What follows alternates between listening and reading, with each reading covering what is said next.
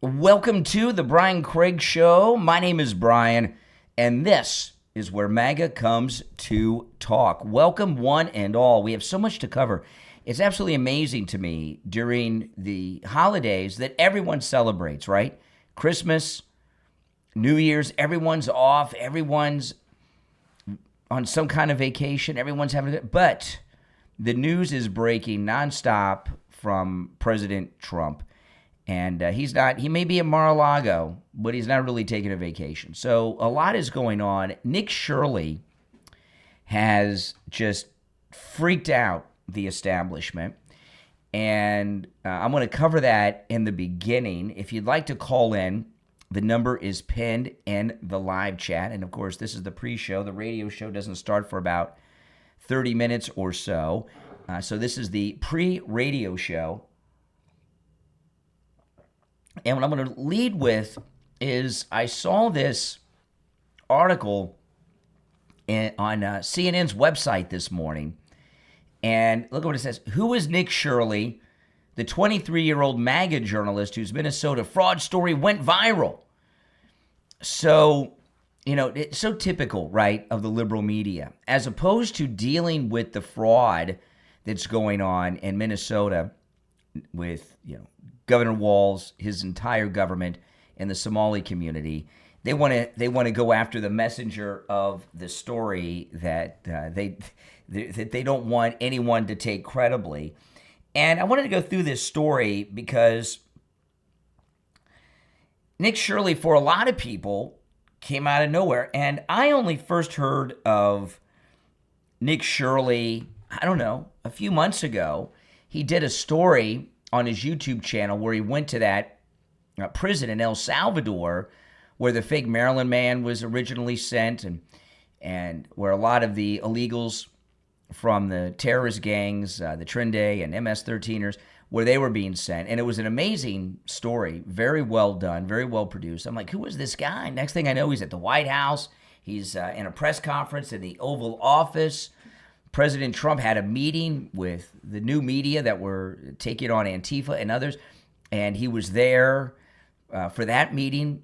And so he is out there all over the place, right at the top level of journalism, and it happened overnight. And I want to go through this story on CNN, which I think they're trying to discredit, of course, Nick Shirley, because he's doing such great reporting. So let me go through this. Courtesy of CNN. And by the way, this story and all the other stories that I share or reference on the program, almost every single one of them, my stack of stuff is on my X feed, Brian Craig Show on X. So if you follow me on X at Brian Craig Show, you can get on my show prep. So here's the headline, CNN. Who is Nick Shirley? The 23-year-old MAGA journalist whose Minnesota fraud story went viral. 1 week ago, 23-year-old Nick Shirley was relatively unknown in the public sphere. But in recent days, he has gained hundreds of thousands of followers and millions of views, amplified by Elon Musk, Vice President J.D. Vance, and FBI Director Kash Patel. The MAGA leaders promoted Shirley's video of himself and a Minnesota activist investigating federally funded facilities in the state that allegedly posed as daycares without any children present. It's part of what many on the right say is widespread government assistance fraud perpetrated by the Somali community there. And you could see right out the gate, CNN, they're discrediting this. They're not even interested in the story, right? They're trying to discredit the story and discredit the great reporting done by Nick Shirley. Shirley's experience could only happen in today's media and political environment, where seemingly anyone can go viral. No, he just happened to have a series of big stories. This was a big one following a huge news story, and boom, it went viral, right? If anyone could go viral, CNN would be going viral. They don't go viral, even though they're on every cable system in the world. Shirley's experience could only happen in today's media and political environment where seemingly anyone can go viral, helped along by social media gatekeepers like Musk. Yeah, Musk controls YouTube. Give me a break. It first went viral on YouTube and then over on X. His Minnesota investigation video has garnered 116 million views on X and 1.6 million views on YouTube, a number that most traditional newsrooms would trumpet as a major success. Okay, so we've got 122. Oh, no, we've got, let's see here. We've got, according to their numbers, and I think this is low, but according to their numbers, we have 122 million views. I was talking on my podcast yesterday. That's greater than the final episode of MASH, which had about 105, 106 million. And these numbers are much lower than what the actual numbers are, because, they're not counting people like me, and a lot of people have been doing what I'm doing. On Friday, I showed clips from it and went through it and discussed it. I did that yesterday. Many others are doing it. So, this has been seen by over 200 million. And what I was talking about on my podcast last night, a lot of you out there aren't old enough to remember the last episode of MASH airing in 1983. It was a big deal. It was the most watched television episode in history, and the whole country shut down for that last episode. And it's hard to explain the significance and size of that when you weren't there to experience it. But those of you who were there know exactly what I'm talking about. So, over 200 million, well over 200 million have seen this. Almost every adult, well, probably every adult in the country almost has seen it, at least some of it. But notice how they downplay it, a number that most traditional newsrooms would trumpet as a major success. What mainstream newsroom in this country could put out a story that had that many views today? This isn't the 70s or the 80s. Shirley and others like him present themselves as the future of journalism. They often claim the lack of traditional editing, fact checks, and guardrails makes them more trustworthy. Meanwhile, the audience for mainstream media has been falling for years, and public trust in traditional journalists is at historic lows, amplified by political figures who make denigrating journalists part of their brand. This is the new form of journalism. And now they're going to go back into the details of Nick Shirley's past, which I'll get to in a moment. But I want to ask you this question. List for me the biggest story you can think of that the mainstream media broke. Not a story they covered. I mean, like they covered 9/11. That was a big story. When is the last time the mainstream media, tell me the story, broke a major news story that everyone in America was following and discussing? What do you think?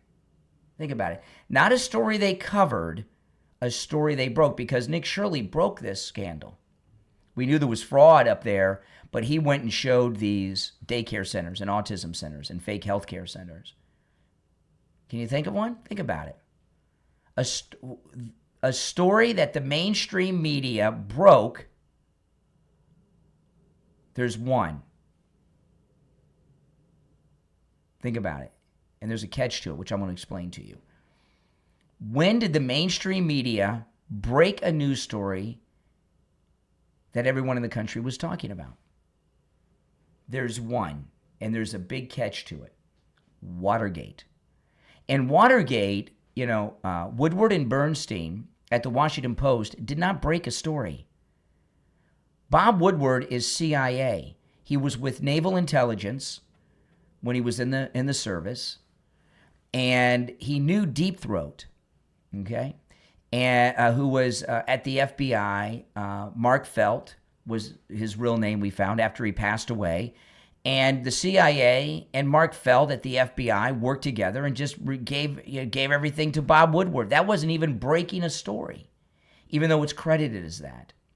So the answer to my question is simple. When did the mainstream media ever break a major story that everyone in the country was talking about? And the answer is never. Not once. Watergate is the one they always credit, but I just gave you a very capsulized history of that. But that wasn't a story they broke. It was fake story, CIA. Okay, so back to CNN. Who is Nick Shirley? Now CNN, they hate this kid because he's doing real journalism, something that the mainstream media have never done. Shirley has not always presented himself as an independent journalist as he does now. They go through the history of his YouTube. His YouTube account's early videos are more along the lines of shock content and pranks. 6 years ago, as a 16-year-old, Nick Shirley filmed himself flying to New York with his friends without parental consent. See, they've been investigating Nick Shirley. But they're not investigating Tim Walz in this Minnesota fraud, right? 3 years after that, Nick Shirley posted a video titled, "I Tricked TikTokers into Auditioning for a Justin Bieber Music Video." It shows you how young he is, that when he was, a teenager, he's making videos about TikTok. Though he found modest success with these videos, Nick Shirley started really gaining views once he shifted focus to political issues. In December 2021, Shirley announced he was quitting to serve on a mission for the Church of Jesus Christ of Latter-day Saints in Santiago, Chile. He was going to become a Mormon missionary, which I'm assuming he did. I didn't know he was Mormon. Now we do. 2 years later, Nick Shirley resurfaced with his current video format. Content that focuses exclusively on political issues. His first several videos focused on illegal immigration at the border. Immediately, he gained significantly more views on YouTube than his prior videos. He surpassed 1 million views for the first time with "I Investigated the New York City Migrant Crisis," posted in February 2024. A video titled, "I Infiltrated Rio, Brazil's Most Dangerous Gang is the Biggest to Date," with more than 4.3 million views. His YouTube channel currently has 1.21 million subscribers. By 2025, Shirley was well known in the MAGA universe and was invited to speak at the White House in October during a roundtable with President Donald Trump about Antifa, an anti-fascist movement with no leadership of organization, they write. Notice here, they're also doing PR work. This is a CNN article I'm reading from. So they're trying to discredit him because, and I'll talk about that. Don't worry, I'll address this stuff. Because of what he was doing on YouTube as a teen, and now here they are being the press agent for Antifa. Shirley's video in Minnesota was posted during a typically quiet day for news, December 26th, day after Christmas. Although the video was done relatively well on YouTube, X said his video has garnered more than 116 million views on the platform. The explosion in viewership came after a boost from other conservative figures, but the views really took off when J.D. Vance and Elon Musk reposted Shirley's video on December 27th. I saw it on Friday, both on YouTube and X, and it was going viral already before JD. I'm glad JD and Elon got in on it, but it went viral before. That's why on my Friday podcast, I covered Nick Shirley's video. Musk in particular has long commented about allegations of fraud in the immigrant community, including the Somali community. Since Shirley's piece took off, Elon Musk has amplified the story several times, framing it as emblematic of broader government waste, democratic policies, immigration, and the failure of mainstream media. The attention has also caused Nick Shirley's follower count on X to shoot up from around 200,000 in early December to more than 800,000 as of December 29th. And then they go into this. Listen to this. Shirley's not the first to report on allegations of widespread fraud in Minnesota. News outlets have been covering the issues for months, including, like Shirley, knocking on doors at seemingly empty Minnesota child care centers. In January, KSTP Channel 5, an ABC affiliate, reported on 62 active investigations involving federally funded Minnesota. CBS has published several pieces on alleged fraud in Minnesota. The FBI has already been investigating in Minnesota. And they go into some details on those things that I'm not going to share now because they're not important. They're basically filler for their word count. Then they conclude, but in today's modern media environment, it's the right figure with the right following and with the right style that resonates with the audience, hitting at the right time. That can make all the viral difference. So they had this very long article on CNN, this Who Was Nick Shirley article, and it's all about trying to discount him and the story. And actually, at the end, trying to tell you it's not even news, that in fact, it's old news because local news has covered this and on and on and on. None of these things are true. on the face of it. I mean, obviously, there's been some coverage of it. No one has done what he did in the way he did it. And so what that he went viral? They're acting as if because it went viral, it makes it not credible. It makes it more credible. This went viral on Friday, like I said, before Elon and J.D. Vance got involved. And it went viral on YouTube. And when it went viral on YouTube, that was 100% organic. And on X, immediately at the same time, before Elon was even involved in it or commented on it, it went viral on its own. Now, it got more viral because of JD and Elon and a lot of people like me covering it and talking about it, but it went viral on its own and organically. And so far as what he was, CNN's taking issue with what he was doing on his YouTube channel when he was 16. One of their star anchors that they put up at the top of the pedestal with CNN, Anderson Cooper, who is CIA, by the way. But remember what Anderson Cooper did that made him famous? Do you guys remember? There were two things with Anderson Cooper that made him famous. One was before CNN. He was CIA the whole time, by the way, his whole life. But he had a reality game show, The Mole, that was on ABC for a couple of seasons. That's when he became a nationally known figure. The show was hot. It came on right after Survivor's first season when reality shows were big. So he got famous, Anderson Cooper, doing a reality show.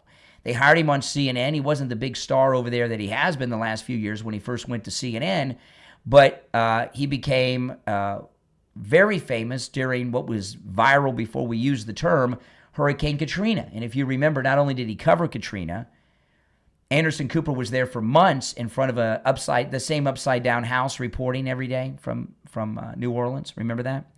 So, why is Anderson Cooper credible, but Nick Shirley isn't? They spent their whole article trying to discredit him and his report. Oh, this is old news. It's no big deal. It's just because Elon made it go viral. Oh, man, but I got to tell you, he is the future of journalism. And, I saw that very overrated movie that came out last year on Saturday Night Live. I saw it on an airplane last year when I flew to California to see my daughter. It was just an awful, overrated movie. And I'm a fan of that era of Saturday Night Live. I was a kid. But Lorne Michaels, he's arguing with one of the executives about the show. And he says, this is the first, and he yells as if this means something. This is the first television show brought to television entirely by people who are the generation that grew up on television, right? Whatever, you get what I mean. Nick Shirley is the first journalist in the new media, which is online. He's the first major journalist to break a major story that grew up in the age of viral videos in the internet. So he's been breaking a lot of big stories for a while, and he's been a part of things for a while, but because he grew up on the internet and YouTube and TikTok and everything, he understands how to use the internet and to go viral. To know how to go viral or get big does not discount you, as CNN would like you to think in their reporting, as they're also defending Antifa, describing it as a group with no organization or leadership. Give me a break. So that's Nick Shirley. And, Nick Shirley, the biggest problem he has right now, other than his safety, because they hate him, and is his follow-up story. When you have something that drops that big, to the follow-up is what people are looking for, and that could be difficult. But I think he'll do fine because I've been following him now for the last few months.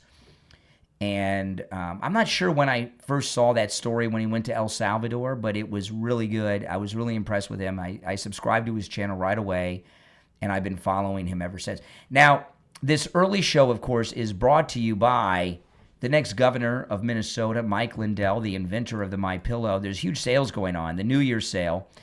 With my promo code Kane at checkout, Kane, You can just get incredible deals. And I want to thank all of you that have been using my promo code Kane at checkout at mypillow.com. Please continue to do that, because in a week or so, I'll be talking with MyPillow to make their sponsorship permanent for the entire year next year for this early show and all the extras I've been bringing you. And whether they decide to continue to support this early pre-show all next year and all the other extras I'm bringing on my content will depend on the response they get to you from you out there. So please go to MyPillow, use my promo code Kane at checkout, Kane, for huge savings. Look at this. These are the New Year's sales.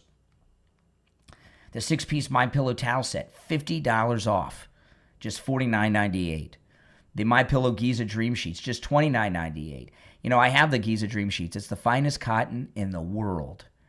No matter what the temperature is, like it's been cold here in Florida lately for us, keeps me warm and cozy. During the hot summer months, perfectly cool and comfortable. It's the finest cotton in the world, and they're 100% Giza cotton.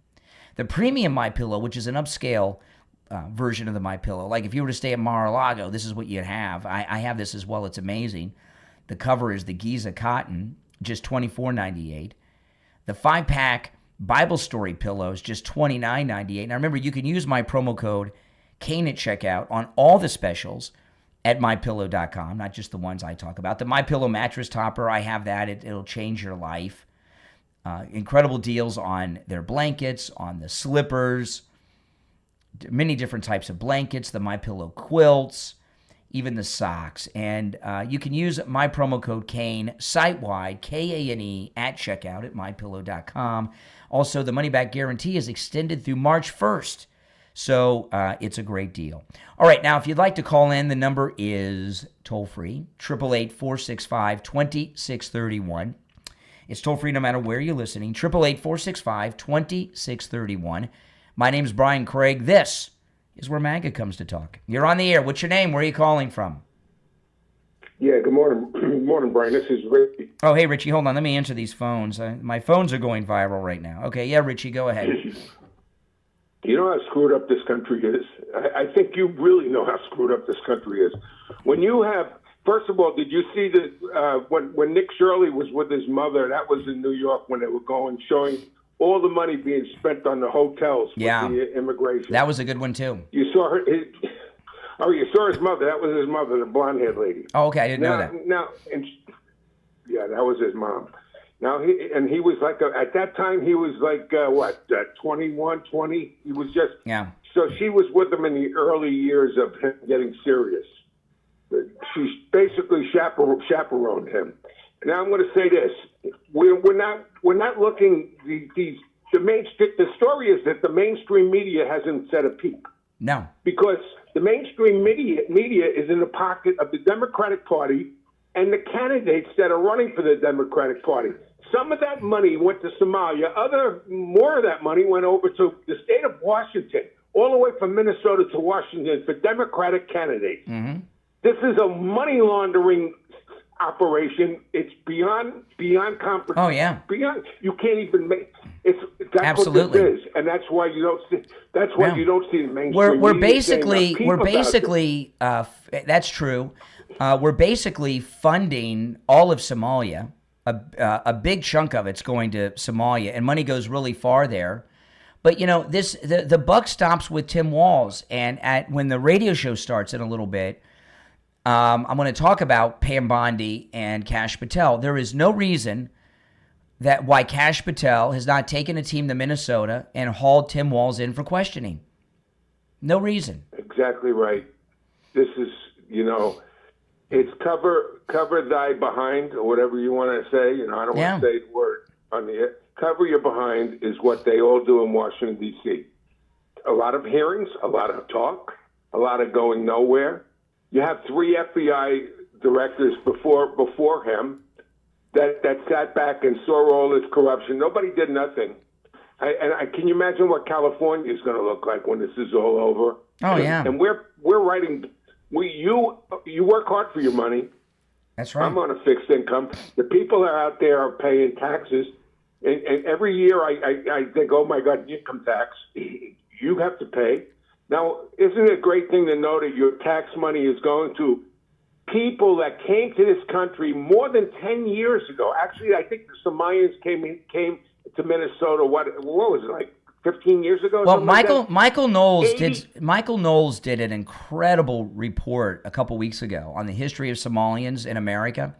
In 1990, there were only 2,100 Somalians in all of the United States. 2,100 in all of the United States.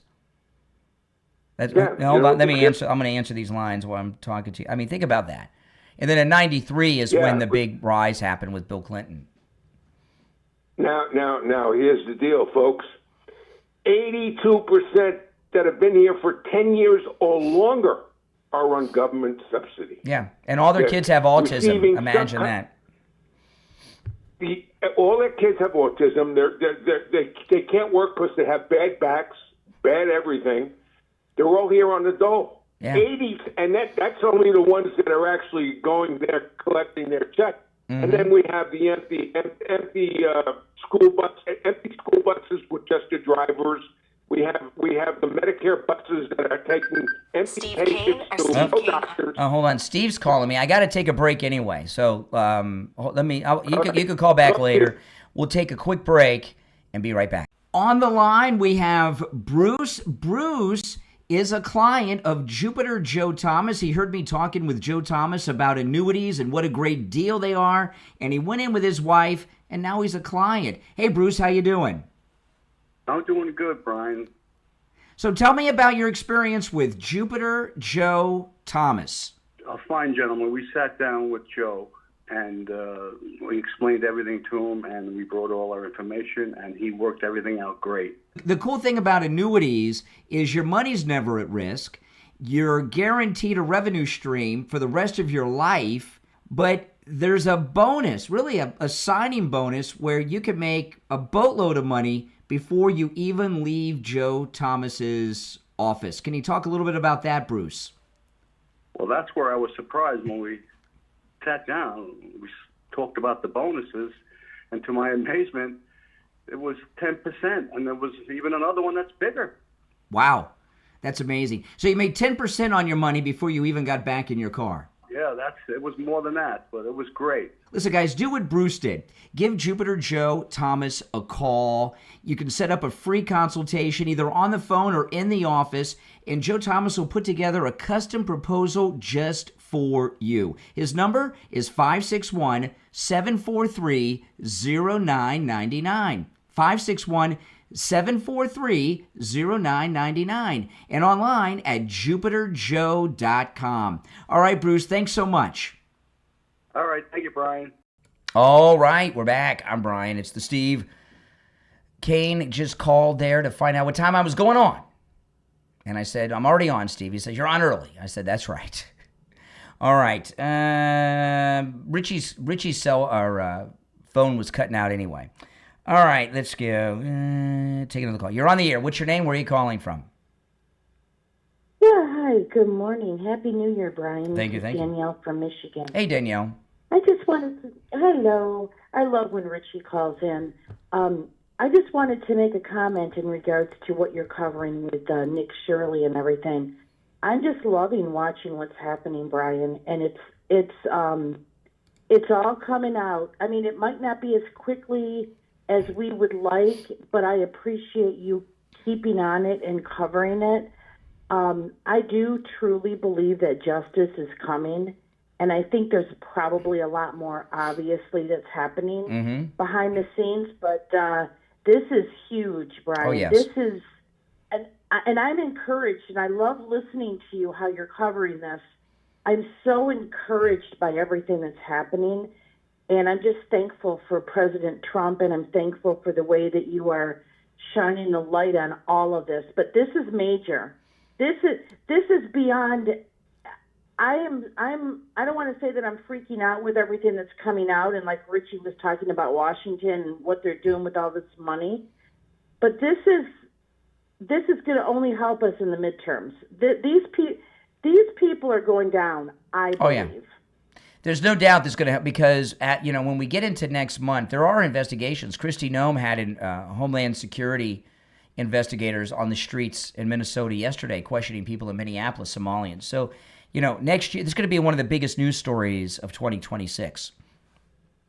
It's not going away, Brian, and keep shining the light and keep hammering on this. And I'm telling you, this is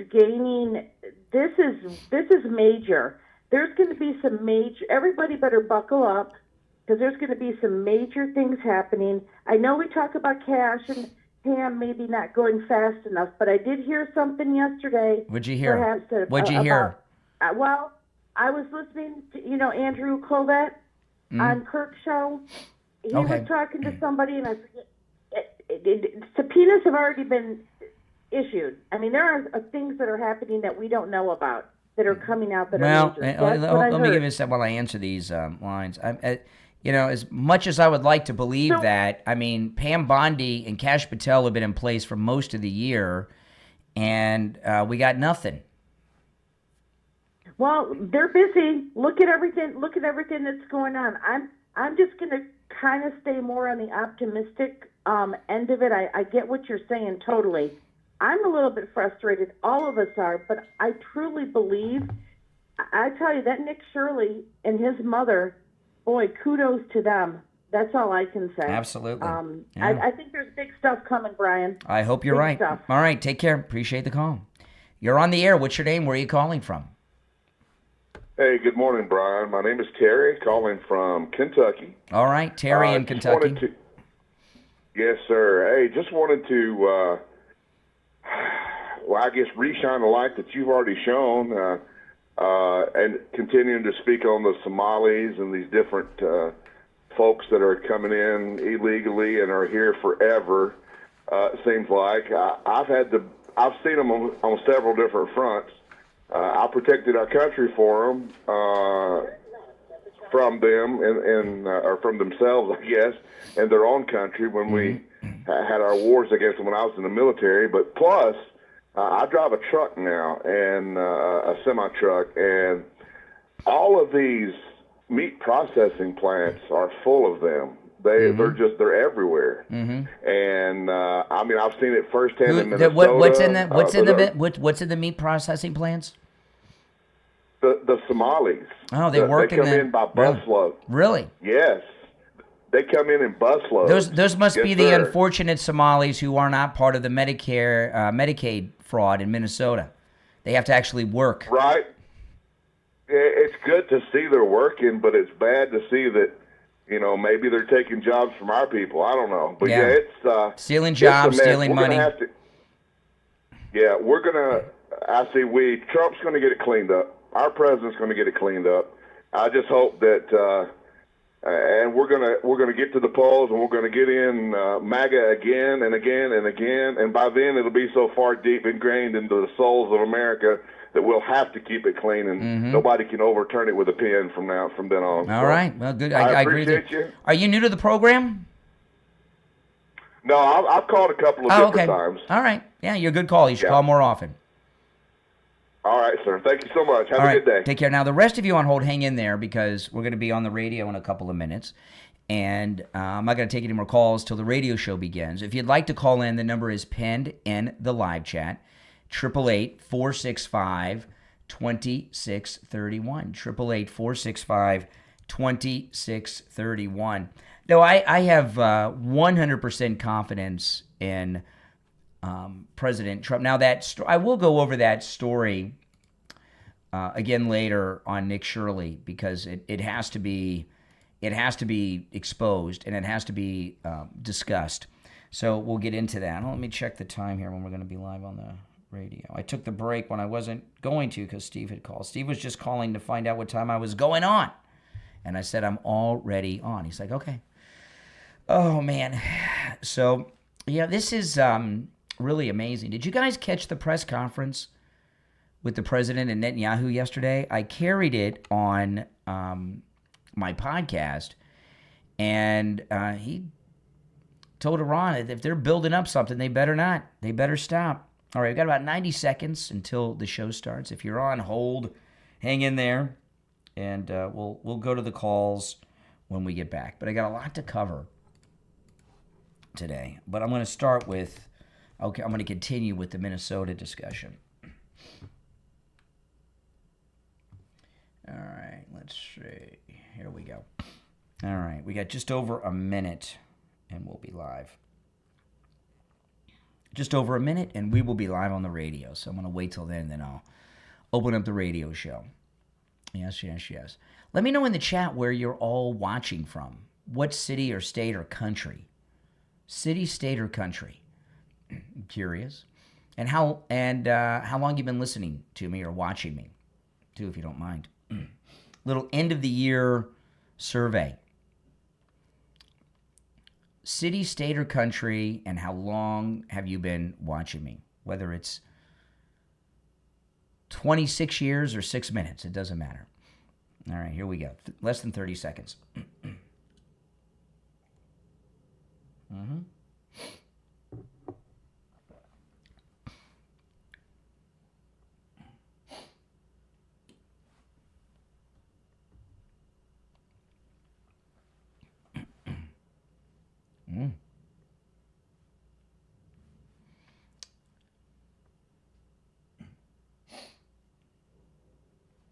Welcome to the program, everyone. My name is Brian Craig. You are listening to Florida's longest-running radio show, The Steve Kane Show, on the radio since 1977. Callers on hold, stand by. We got a lot to cover.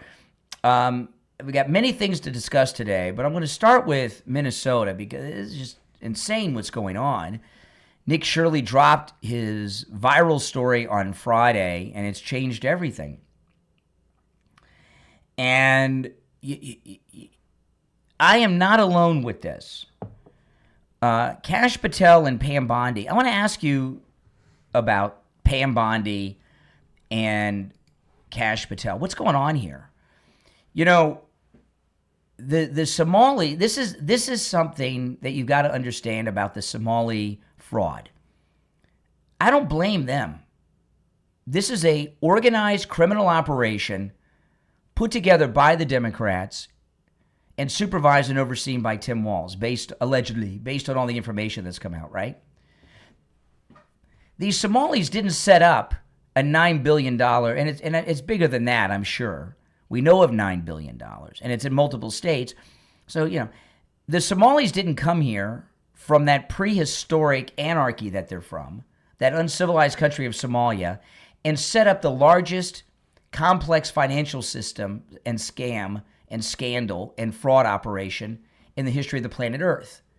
This is the Democrats are behind all of it. And there is no reason, in my view, why Kash Patel doesn't take a team of FBI agents to Minnesota and haul Tim Walz in for questioning. They have the documents. Nick Shirley has the documents. And go over these. Question him. Find out what's going on. Who's responsible for oversight? They have autism centers with no autism patients. They have these child care centers with no children. They have these transportation systems the government's paying for without transporting anyone. They don't even have drivers. They have vehicles just in parking lots covered in snow right now. Why haven't they done that? Now, there's a couple of possibilities, and I'm going to throw, and maybe there's others other than these, but I want to ask you your thoughts on this. Pam Bondi, who came up through the Bush family. Now, when she came up through the ranks, Jeb Bush was governor and all of that. Is Pam Bondi working with the rhinos, the Bush wing of the Republican Party? And is she making sure that nothing happens? We haven't gotten anything. You know, those indictments that we're having difficulty with on Comey and Letitia were not because of her. That was because of the other girl that Trump brought in, Harrigan. Pam Bondi hasn't gotten any indictments against the lawfare people that we need. Comey, Letitia James Clapper.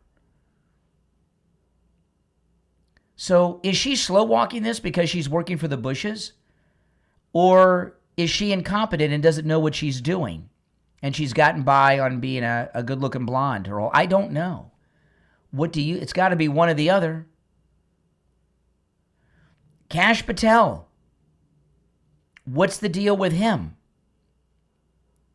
Roger Stone said, I saw today on X, that Pam Bondi and Kash Patel are doing a good job on the regular crimes at the FBI, right? That you've seen, like, the child traffickers and such. But what are they doing for these lawfare people? So Kash Patel, yeah, he got that sports betting thing going on. What's up with Kash Patel? Now, my working theory through these last months of disappointment with Kash Patel is that he doesn't know what he's doing, that he hyped up his resume, and he's got a job that he doesn't know how to do. I don't care that he's moving out of the FBI building. That's nice, but that's the least of the things that we needed him to focus on. So why are they not? Does he not know what he's doing? Or is he working for the establishment? Or are these two scared? What do you think's going on here? Because I've lost complete faith in Pam Bondi and Kash Patel. I think that those of us that are MAGA have been more than patient. Now, this story with Tim Walz isn't one of the Democrat Party insiders like Comey in the deep state in the Beltway. He's connected. He was their vice presidential nominee. Why? And I know that there's FBI agents looking into this and Homeland agents looking. Why have they not hauled Tim Walz in for questioning to go over the Nick Shirley documents at least? Why have they not done that? Remember when Blagojevich was accused of selling Obama's Senate seat? Obama was senator when he got elected president, and the governor, Blagojevich, got to appoint the replacement to finish the term. Remember that? He appointed a guy, and he went to prison because he had taken a donation, and they said he sold the seat, and they wouldn't even seat the guy he appointed as senator. Remember all that? He showed up in D.C., and they wouldn't swear him in or seat him. They didn't waste time on that, and he went to prison.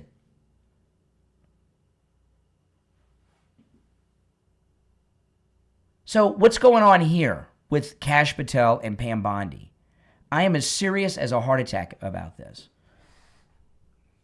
I mean, how much, how long can we say, well, the indictments are coming, the grand juries are in place?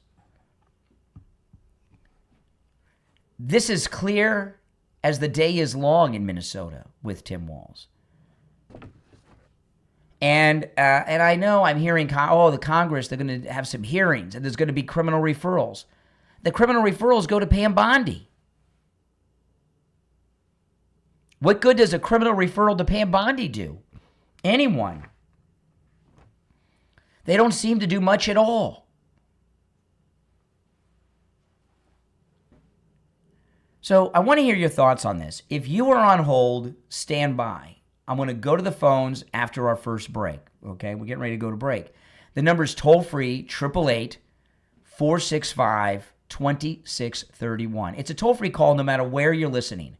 888-465-2631. Something's wrong here. This is off. This is not right. The evidence is clear. From the lawfare people, the Comeys and Peter Strzok and all those guys, to this. And I know a lot of people say Pam Bondi was Florida Attorney General for 8 years, got experience. I don't remember one thing she did as Attorney General for 8 years, other than look pretty. So, and maybe some Floridians out there, you may have some memories that I've forgotten. I forget things sometimes. Covered a lot of stuff, covered a lot of stories. What was the major thing Pam Bondi did as Attorney General of Florida for 8 years? That was outside the normal course of what attorney generals would do. Anyone got any ideas on that? All right, you on hold, stand by. The number's 888-465-2631. I want to talk about Friendly Tire in Margate. You could get new tires out the door and on the road for as low as $75 a tire.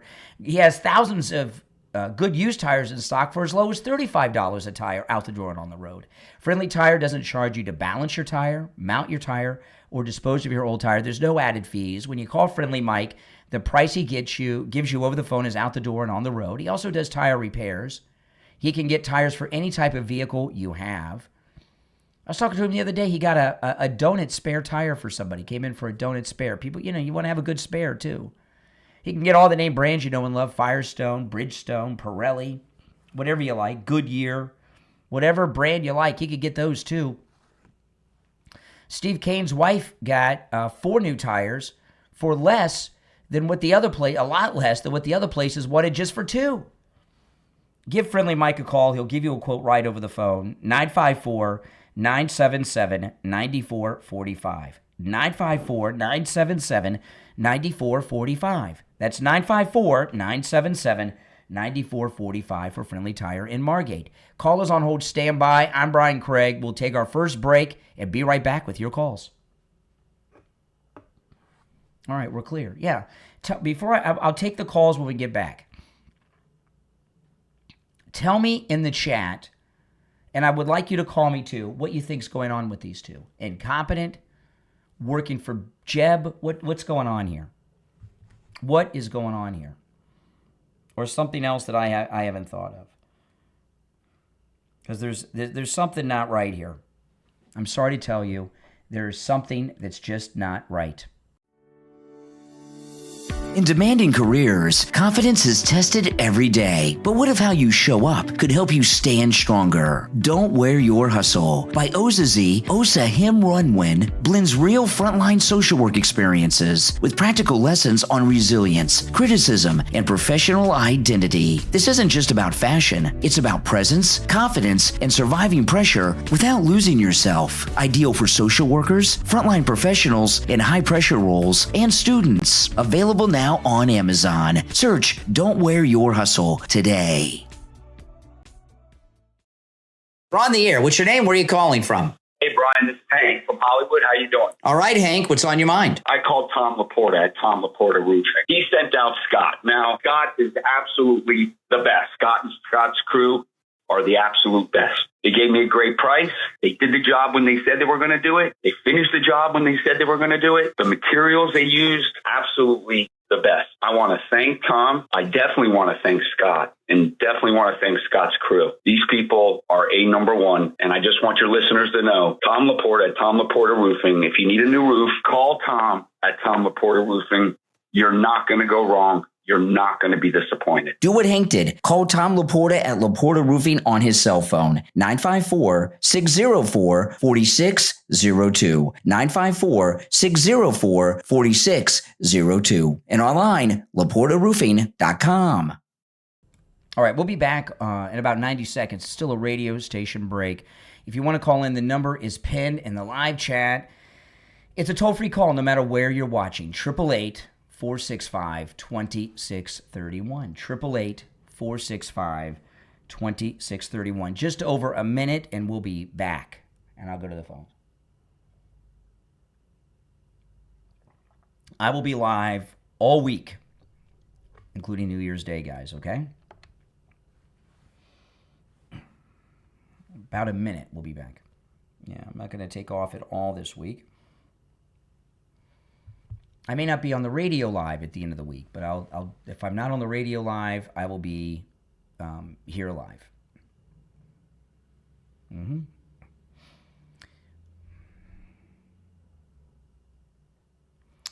I saw a psychic on YouTube talk about they were contacted by Adam the Woo, and the first thing out of the guy's mouth showed that he was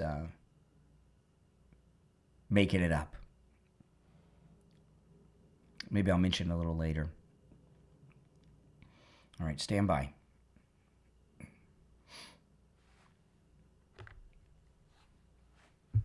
About 15 seconds.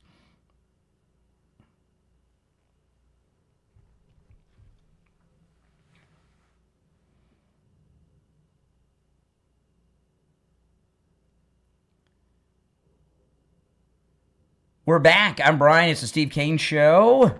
You're on the air. What's your name? Where are you calling from? Hi, my name is Friedrich. I'm from Germany, and I wanted to ask you some questions. First of all, can we agree that pedophiles are bad? No, I'm not answering your questions about any of that. I'm certainly not going to take a call from Germany and have a German pass moral judgment on our great country with the history of your country. You're on the air. What's your name? Where are you calling from? Hey, Brian, good morning. JP, I'm a bond trader from Chicago. I live here in Pompano Beach. So glad to get on. Listen, let me tell you something. You're exactly right. It's very interesting about this Pam Bondi and Kash Patel thing, but let me tell you something. This goes deep. Joe Biden's fingers and Nancy Pelosi and Chuck Schumer's fingers are all over this, and the Democrats.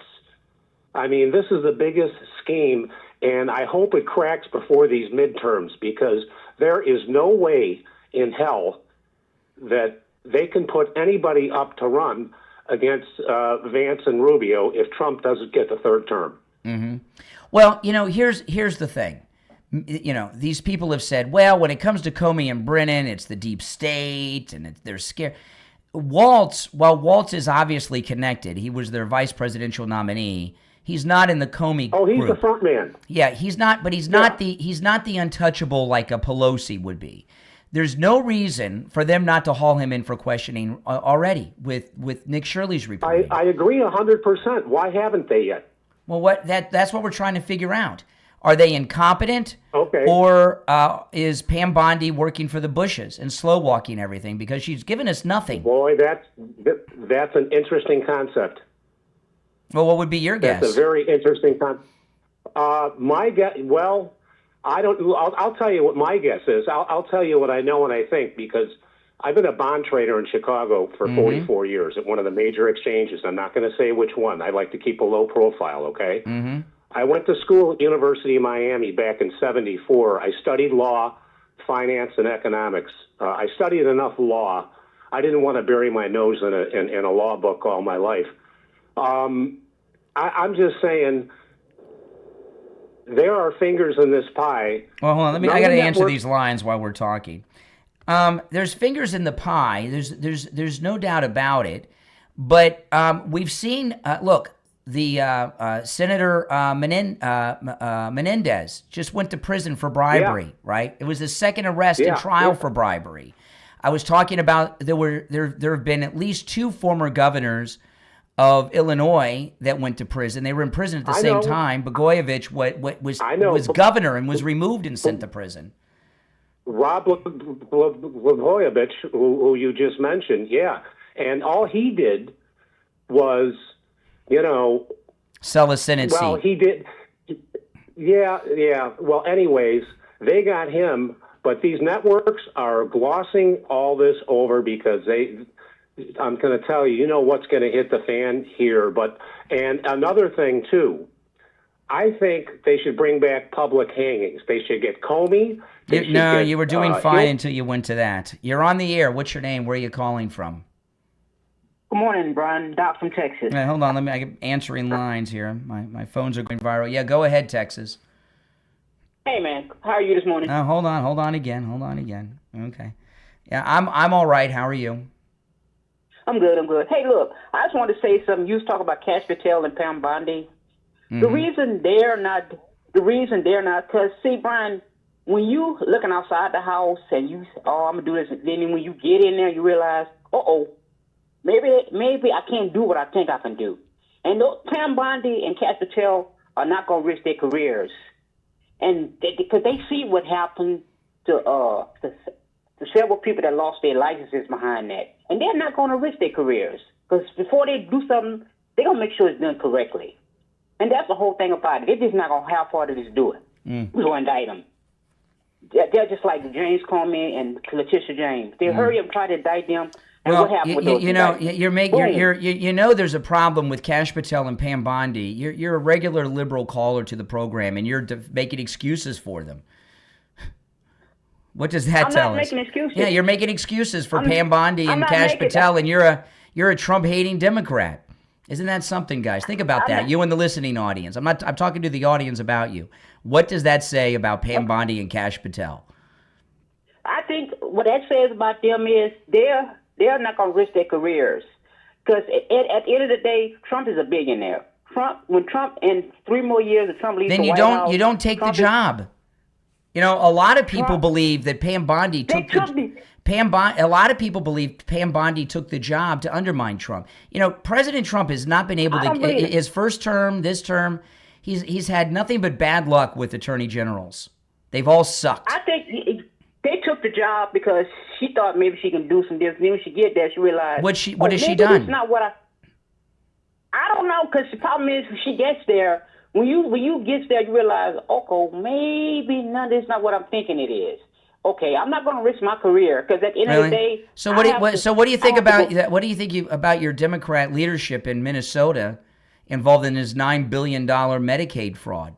If they are guilty, they all go to jail. Well, you've seen the story in the news. Does it look like they're guilty to you? I don't know. You don't know? Well, if you don't know, I can't talk to people that don't know. I mean, it's the most viral news story in history. You're on the air. What's your name? Where are you calling from? Yeah, this is Randy from Pennsylvania. Hey, Randy. Hey, Merry Christmas, Happy New Year to you. Thank you. Hey, I got a question for you. You know, I've been listening to you for a long time, years. You're kind of, I'm kind of getting the feeling that you don't trust Pam Bondi and Kash Patel. Not anymore. Don't you think you're starting to sound a little bit like Tucker Carlson? Always said nope. You always said trust Trump. Don't you think Trump knows what's going on with Pam Bondi and Kash Patel? Trump has on multiple occasions called Pam Bondi out on truth about these very same things. Where's the indictments? Where's the arrest? He's done this more than once on Truth Social. Yeah, he's made a couple comments, and I agree with that. So I do trust in Trump, absolutely. You know, Trump has hired 10 to 20,000 people in his second term. He's hired 3 people that are total screw-ups. Everybody else has been perfect. Pam Bondi, Kash Patel, and Bongino, who's running for the Hills right now, who resigned. Well, he wasn't fired. He's actually having marital problems. I don't know about that. I don't know about that. Well, I know about it, but anyway. No, you don't. No, you don't. You do know that there's 500 quick response teams from the military that are going to be fully activated January 1st. What do you mean?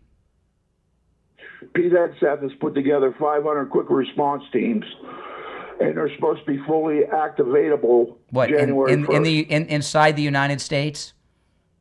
Yeah, and so how would you know about a classified operation like that?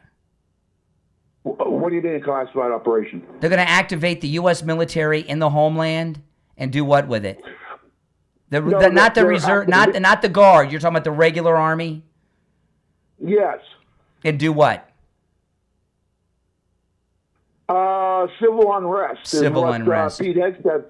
Okay, appreciate the call. My goodness. What Pete Hegseth, oh my goodness. I don't know, is that guy paranoid or what? All right, we're coming up on the bottom of the hour break. If you're on hold, stand by. If you'd like to call in, please do.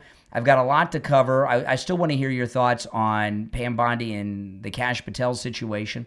888-465-2631 is the number. 888-465-2631. We'll be right back.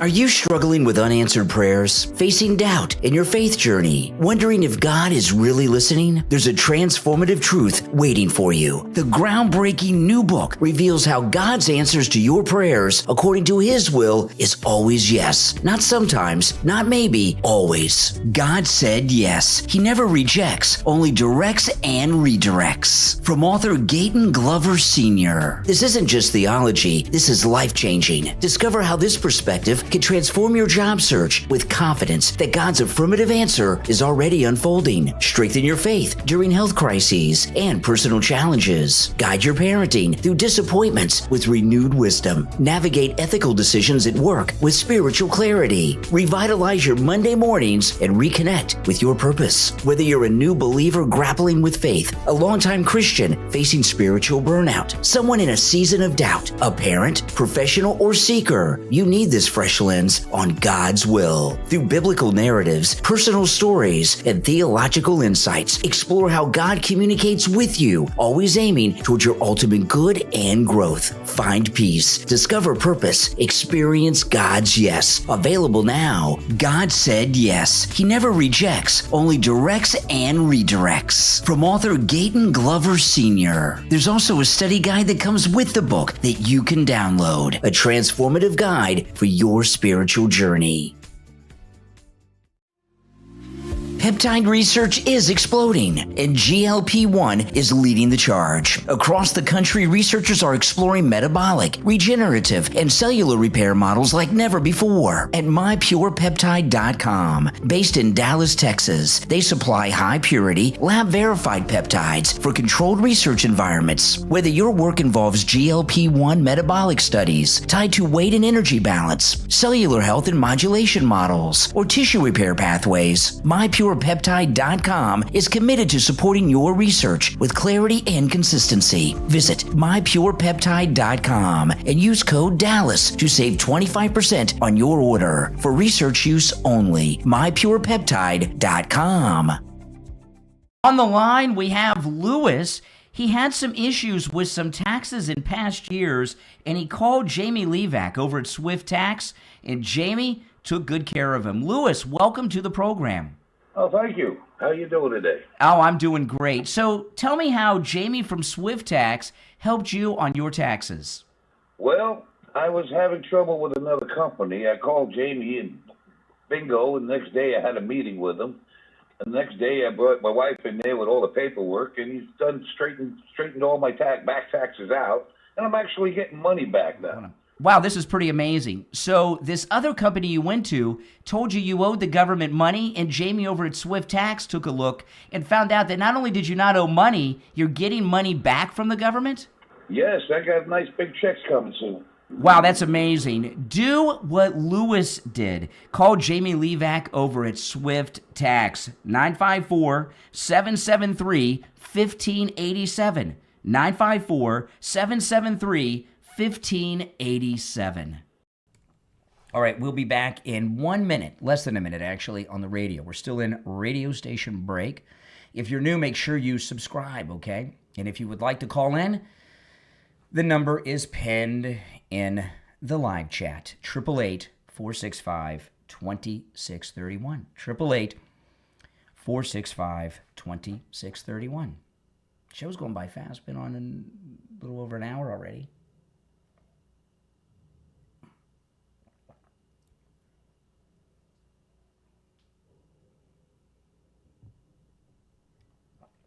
All right, 20 seconds.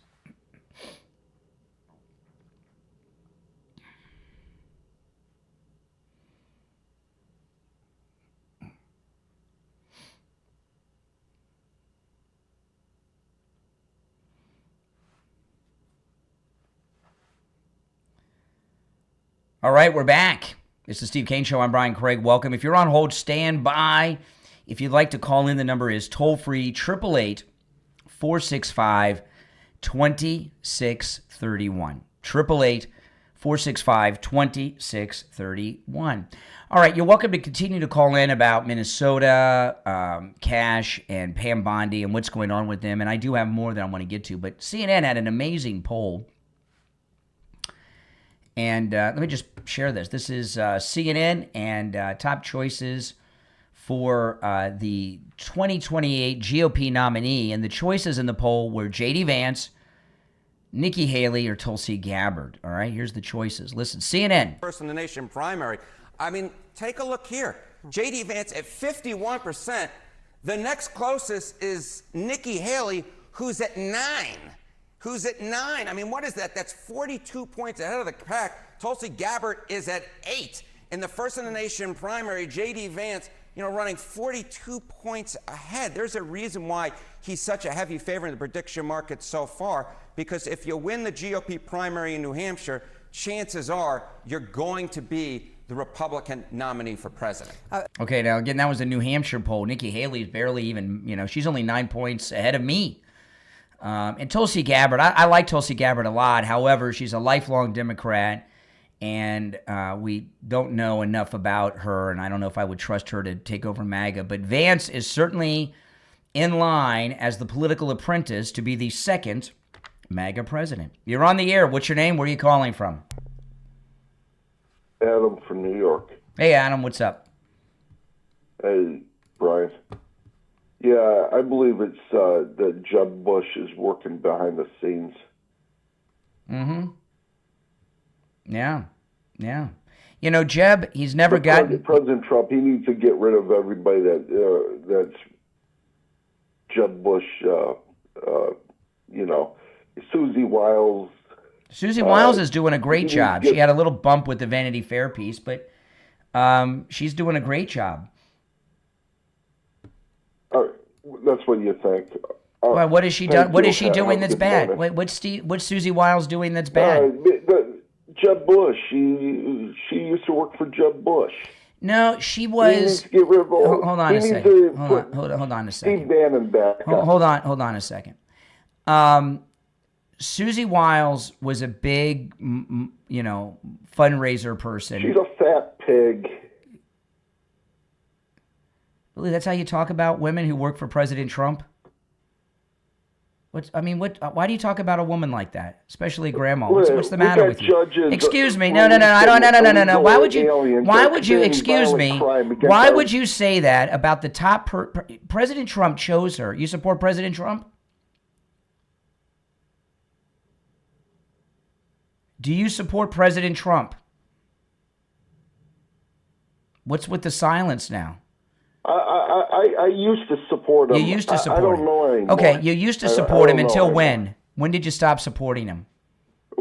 Well, when he's allowing these judges to let these violent criminals out, these illegals out. He's allowing... hold on a second. Slow down. Yeah. He's allowing judges to do what? Well, you didn't see the news about 2 weeks ago? No. You said that you used to support Trump. Now you don't. What was the moment when you said, I'm not going to support this guy? He's allowing these judges to get away with allowing the illegals in this country. What authority does excuse me. What authority... I'm going to start my own party, my own government. Okay, good. And then you'll see. Yeah, all right, yeah. What authority... excuse me, I'm speaking. What authority does the president have? Oh, he hung up. See, let me tell you guys what's going on here. These people, I don't do this with every caller that pulls this because I'd be doing it too much. But I'm going to stop down for a moment. You hear me talk about the seminar callers, which was a term coined by the late, great Rush Limbaugh. And seminar callers, for those that don't know, they're fake callers that the Democrats have call shows like this one to try to get, agendas done, right? Get narratives going. And I don't do this with every time it happens, or it would be the whole show. But I've had 2, maybe 3 callers today that are seminar callers. Okay? I'm still got the last remnants of my cold, so my brain is only working at about 86% of its normal capacity, which still puts me ahead of these lefties that call in. And I'm behind on my coffee, so I haven't had my venti hot blonde Americano with 5 shots of espresso yet. I'm going to grab that during the break. And then I'll be fully caffeinated. So I'm under caffeinated right now. So I'm still well above these callers. However, what these seminar callers do is they call in and pretend to be MAGA. They supported Trump until, or that sometimes they still support Trump, and we got to do this. And did you see what they're doing? There were 3 of them, actually. Each of them had an outrageous thing to do. I'm not going to repeat all of them. The last guy's going to form his own government, okay? His own government. You know, and what they attempt to do, this is like the seditious 6, right? The seditious 6 was, you know, a CIA op. Well, seminar callers are deep state ops, trying to get false narratives out there going. And they pretend to be us. Either they're us and they want to take things to the next level and suggest inappropriate things, or they used to be MAGA and now they're not. And they're going to do this because they supported Trump. Now, so far as the judges, the president has no authority over judges. There is an impeachment process inside the Congress, much like with a president, to impeach federal judges, but presidents have no authority over judges other than the appointment of federal judges. Okay? But you see what's going on here? You know, it's really amazing. Okay, now yesterday, this is Fox News. Will Cain, who's become my new favorite over on Fox. You guys like Will Cain? He went through a little bit. Let me play this clip before we break. He went through the fraud operation in Minnesota. Ilhan Omar, Tim Walz, Attorney General Keith Ellison.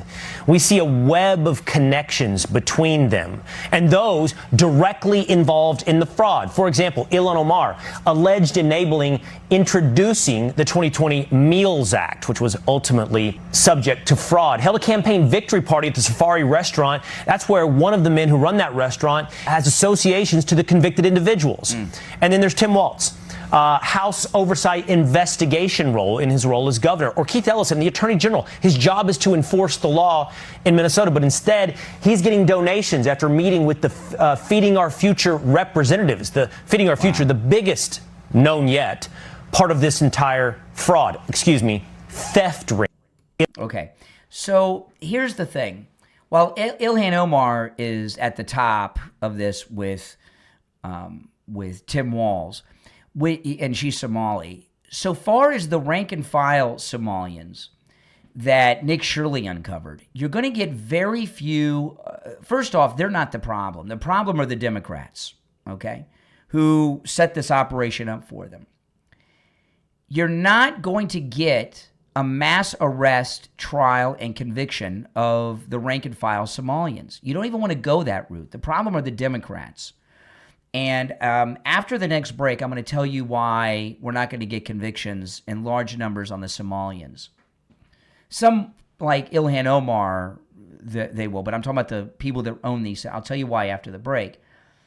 But I believe that Tim Walz was picked to be Kamala Harris's running mate as a reward for what they view as his incredible success overseeing this fraud operation in Minnesota.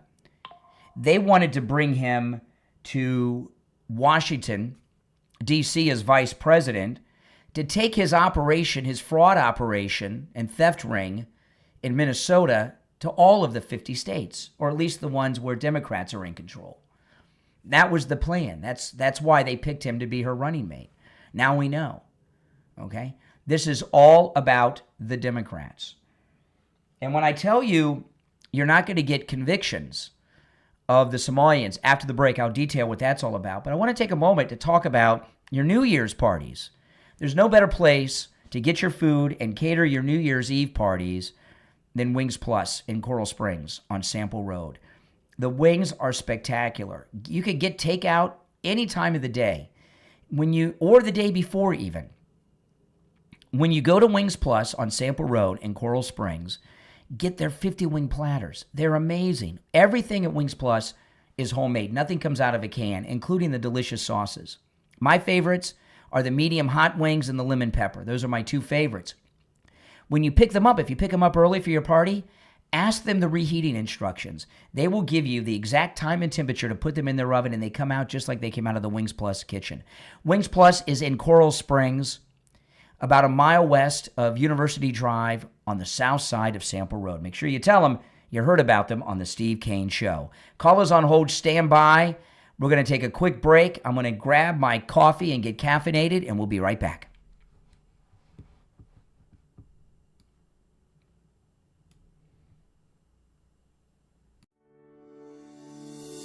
Are you struggling with unanswered prayers, facing doubt in your faith journey, wondering if God is really listening? There's a transformative truth waiting for you. The groundbreaking new book reveals how God's answers to your prayers, according to His will, is always yes. Not sometimes, not maybe, always. God said yes. He never rejects, only directs and redirects. From author Gaten Glover Sr. This isn't just theology, this is life-changing. Discover how this perspective can transform your job search with confidence that God's affirmative answer is already unfolding. Strengthen your faith during health crises and personal challenges. Guide your parenting through disappointments with renewed wisdom. Navigate ethical decisions at work with spiritual clarity. Revitalize your Monday mornings and reconnect with your purpose. Whether you're a new believer grappling with faith, a longtime Christian facing spiritual burnout, someone in a season of doubt, a parent, professional, or seeker, you need this fresh lens on God's will. Through biblical narratives, personal stories, and theological insights, explore how God communicates with you, always aiming towards your ultimate good and growth. Find peace, discover purpose, experience God's yes. Available now. God said yes. He never rejects, only directs and redirects. From author Gaten Glover Sr. There's also a study guide that comes with the book that you can download. A transformative guide for your spiritual journey. You're on the air. What's your name? Where are you calling from? My name is Sandra. I'm calling from Delray Beach. The Barry Siegel Law Group did such wonderful work for me, and I was very particular. I'm a professional myself, and I went to about 3 or 4 attorneys prior. They wanted to do what they wanted to do. They didn't want to add anything extra, but Barry tailored it to my needs. And it's not only the trust. There's so many other end-of-life documents, the living will, the will, and I tailored each one of them to my liking, and they were wonderful and always, always polite. Never showed any aggravation, or because I contacted them many times. Always polite. And not only that, when you finish your documents and you leave this world, your beneficiaries could go there and they'll explain everything to them, which is a big deal because a lot of these beneficiaries or heirs, they're not cognizant of what to do. I just wanted to let you know that the Siegel Group is above and beyond any other attorney that I have ever contacted. Plus, they give you a big portfolio at the end with a leather-bound documents. It's beautiful. Give the Siegel Law Group a call, 855-FLA-3782, 855-FLA-3782, and online, siegellawgroup.com. All right, if you're on hold, stand by. If you want to call in, the number is pinned in the live chat. We got about a minute, and we'll be back. Let me grab my coffee. I'm heating my coffee up in the microwave. It got cold.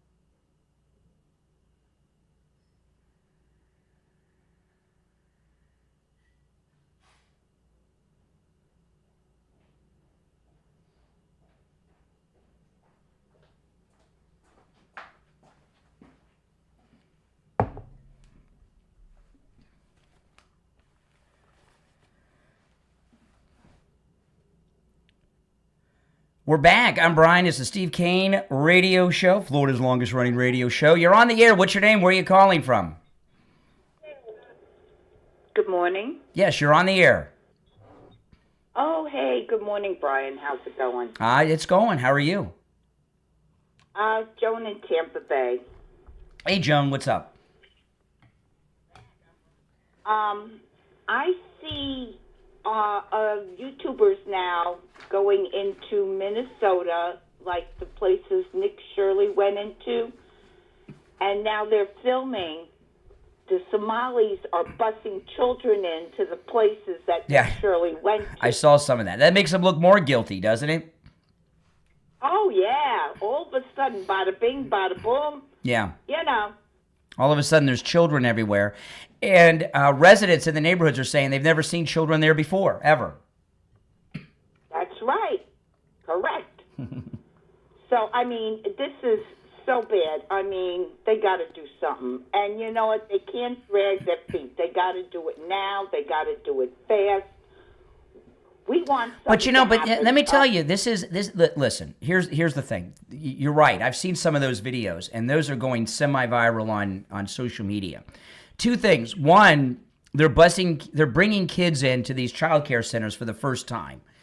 And then, I mean, which is totally insane. Then there's even more updates of Ilhan Omar's husband wiping the records of his venture capitalist company clean of all kinds of information. Both of these things show that his office. Wait a minute. His office was one of those renter spaces for offices. Yeah. Yep. Yeah. So what these hold on a second. And what these things show us is that the guilty people are scared that the FBI's coming to round them up, and they're trying to cover up. The things that they're doing are things that they're doing in panic. Wiping the websites clean, like Ilhan Omar's husband is doing. Nothing is ever wiped clean from the internet. It's always there. And the thing with the kids, they're scared. They're afraid. They got caught, and they're afraid of being arrested now. Even Ilhan Omar's husband. And somebody even showed that they're getting the people dropping off kids and stuff now, because they're all in on it. This whole community's in on it. They're walking out with envelopes. So That's what right. do you think's in the envelope? Yeah, that's exactly right. EBT cards. I don't know. Money. Cashola, yeah, gotta be cashola. You know. Yeah. That's it. All right, Joan in Tampa Bay. Take care. Okay. Good call. Good points. Thanks for reminding me of that. So I said during the break, the focus needs to be on the Democrats, not the Somalis. They just need to be deported, okay? You're not going to get arrest, trials, and convictions on the large scale of the Somalis. And I'm going to tell you exactly why. I mentioned this at the very end of yesterday's show, and I didn't have time to expand on this, okay? The Somalis are tribal. They're still tribal. Inside their tribal Somali community, there's tribes within the big tribe of Somalians. So you're going to have a hard time getting witnesses. That's one, but that's okay. We got the paperwork. But you're going to have a difficult time getting witnesses. Usually what you do in situations like this is you go to the lower level people that are working at the daycare with no children every day, or the autism center. You bring in the receptionist or something, you threaten them with prison, and they sing like a canary. That's not going to happen in this community. They're so tribal, and they rule with an iron machete, okay? So that's one problem. But the second problem they have is all of a sudden none of them are going to speak English. What do they speak in Somalia? Is it Somalian? Is that the language? There are not, and this is what would happen. I'm telling you, I've seen this happen before. There are not enough translators for their language to have large-scale arrest and trials of them. Most of the people that could translate the language are Somalian. And you know what? They're not going to translate. And these judges, what'll happen with judges, now we might get some of these in front of Trump judges and things would go well. But what'll happen is, even if they speak fluent English with an accent, none of them are going to speak it. You have to have translators on both sides. This is the way the law works. You have to have translators on both sides that can properly translate everything, every step of the way, during every criminal procedure, not just through every trial for both sides, every deposition, everything that's done. The documents and everything else have to be translated into their language so that the defendants can have them. So that would get them off the hook. I've seen this happen before. I'm not going to go through the whole thing. I mentioned it to a caller at the end of yesterday's show. If you missed that, you can go back and hear it. And I even then gave a real capsulized version, but I don't really want to get into all of it too much. It's been many years, but there was a crime ring in South Florida where there was a similar thing that happened, and I don't want to give too many details of it because these are dangerous, dangerous people. But that's what, and that was just a small handful of people in that case that I am familiar with. So the language issue would get most all of these cases tossed out for the inability to have a proper prosecution. I'm telling you, that's how it works. But they're not the problem. You just want to deport them. The problem is the Democrat Party set this whole thing up. You know, these facilities, whether it's the transportation or the autism center, the child care facility, the health care facility, none of them doing any work, they have oversight from local regulatory agencies. And they've been signing off on everything for years. But you're not going to be able to get most of these will not even go to trial because there are not enough translators to get the judges to take them to trial. I know that sounds nuts, and believe me, I'm the most positive thinking person you can ever meet, but I really am. My family might disagree with that sometimes. I'm talking about when it comes to news issues and politics. But that's the case with the Somalis. You just want to send them through the immigration process and deport them. The criminal prosecutions need to come at the Tim Walz level and the people around him, because that's where the real problems are, that the Democrat Party set this operation up. You just got to be, realistic. They want you to go at the way things are going. The Democrats are going to start giving the Justice Department Somalis to go after, knowing what I just shared with you. All right, the number is 888-465-2631. You're on the air. What's your name? Where are you calling from? Hi, I'm Paul. I'm from New Hampshire. How you doing? All right, New Hampshire. What's on your mind? I was just saying, you were talking about how the Somalians need the translators and why they won't get convicted. I'm kind of interested in that because it's funny. I don't understand how they can stop them from being convicted, even though that there's people out there right now, the FBI included, that are investigating these places that they have been taking advantage of taxpayers' money. I'm a conservative. I voted for Trump. And I mean, it's obvious that there's bad things going on, especially in Minneapolis and what is it, St. Paul? Yeah. And how do you stop these guys? I mean, you gotta break. The operation is the Somalis are the worker bees. The operation, the criminal fraud operation that's in multiple states, by the way, is run by the Democrat Party. I understand that. So you go after the Democrat Party. You start with Tim Walz and work your way down. It's the Democrats. Right, exactly. Not that's the what I'm Somalis. saying, but I understand this. But what you were saying was that they can't go after them because they need translators and whatever. They'll get them all thrown out of court, yes. I'll tell you real quick what happened, okay? I mentioned this to a caller at the end of the show. There was, I'm not going to give too many details, but there was a major gambling ring that was done by foreigners that was uncovered by feds here in Florida about 30 years ago. And okay, so you're full. Okay. It was okay, it wasn't European, and it was something I had knowledge of because it involved someone that was connected to. I used to work when I first started in radio. I had to have always had second jobs, and I worked at a law firm, okay, part time, doing courier work and stuff. And it was a case the lawyer was dealing with, and there were some other things involved. So I had knowledge. The lawyer's long dead and everything else, but I just don't want to get into the details of it. But they were Asian.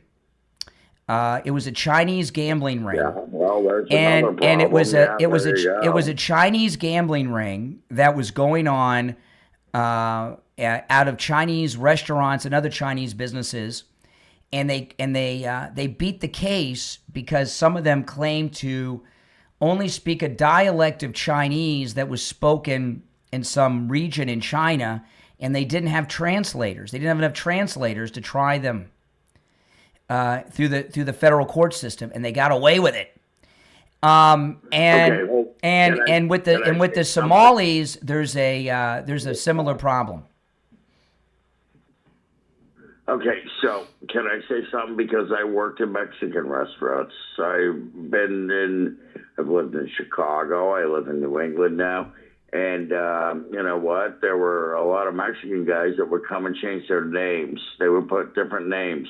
I actually got a check from the IRS because they screwed me on taxes, and they got deported.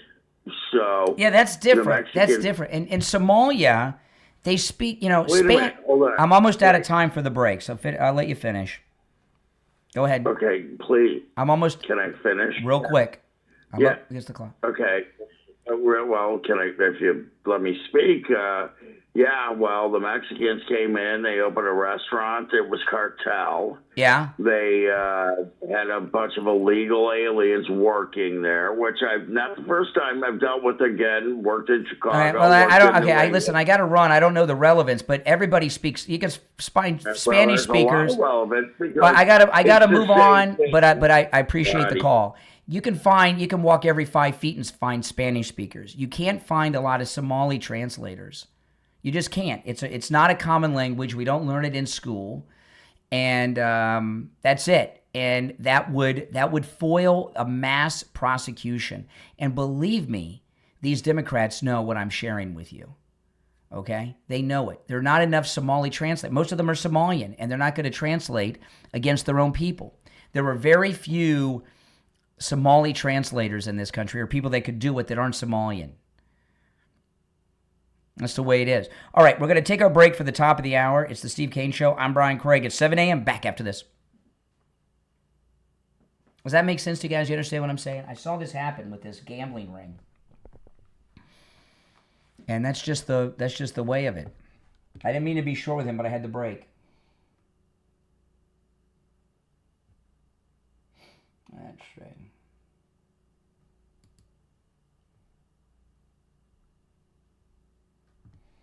Okay.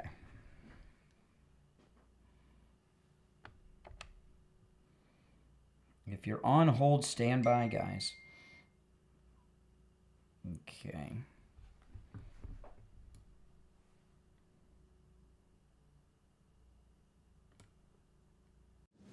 In the rugged shadow of Idaho's Sawtooth Mountains, courage isn't just taught, it's earned. And in the book, The Ghost Deer, The Sawtooth Legacy, Book 1, author R.B. Mahler delivers an unforgettable, heart-pounding, values-driven adventure the whole family will love. In The Ghost Deer, meet 13-year-old Tater Thompson, a ranch kid with big dreams, a loyal blue healer named Bandit, and a heart still learning what real courage looks like. When Tater discovers a legendary ghost deer, a massive white buck with a mysterious past, his childhood collides with a challenge far greater than he ever imagined. Faced with bullies, harsh wilderness storms, wild animals, and the dangerous weight of fear, Tater begins a journey to become the kind of young man his family always believed he could be. Along the way, he learns powerful truths about integrity, perseverance, forgiveness, sacrifice, and relying on God, even when doing the right thing feels impossible. The Ghost Deer is filled with life lessons, solid values, strong father and family role models, as well as edge-of-your-seat suspense. The Ghost Deer is the perfect clean adventure for tweens, teens, and anyone who loves classic stories of grit, growth, and of never giving up. Start the Sawtooth Legacy today and order Book 1, The Ghost Deer, available on Amazon and Kindle, paperback, hardcover, audiobook, and free with Kindle Unlimited.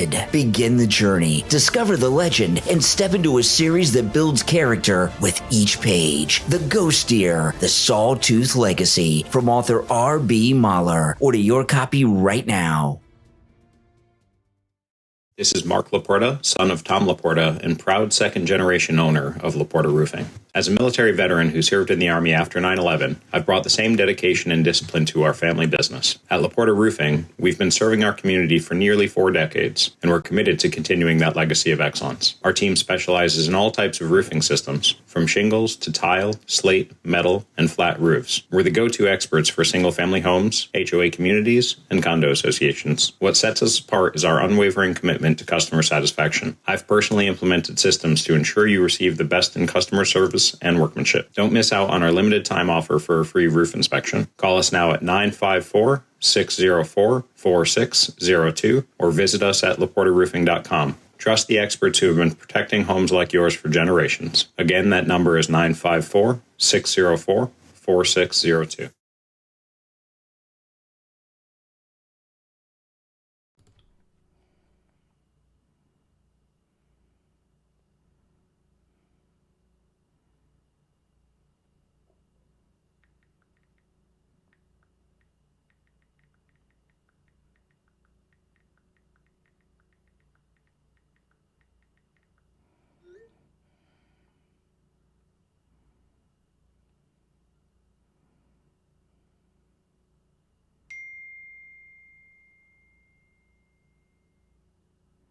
Are we back in about 30 seconds? If you're on hold, stand by.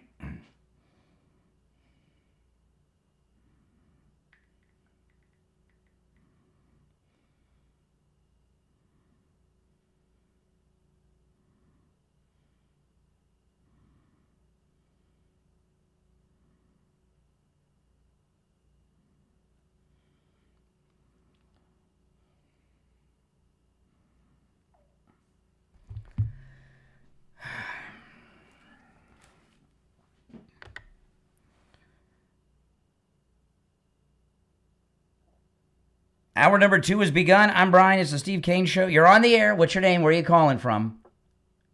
Good morning, Conservative Doug. Oh, hey, Doug. You know, what you're saying is very unfortunate that our court system could lose a case because they can't have somebody to translate.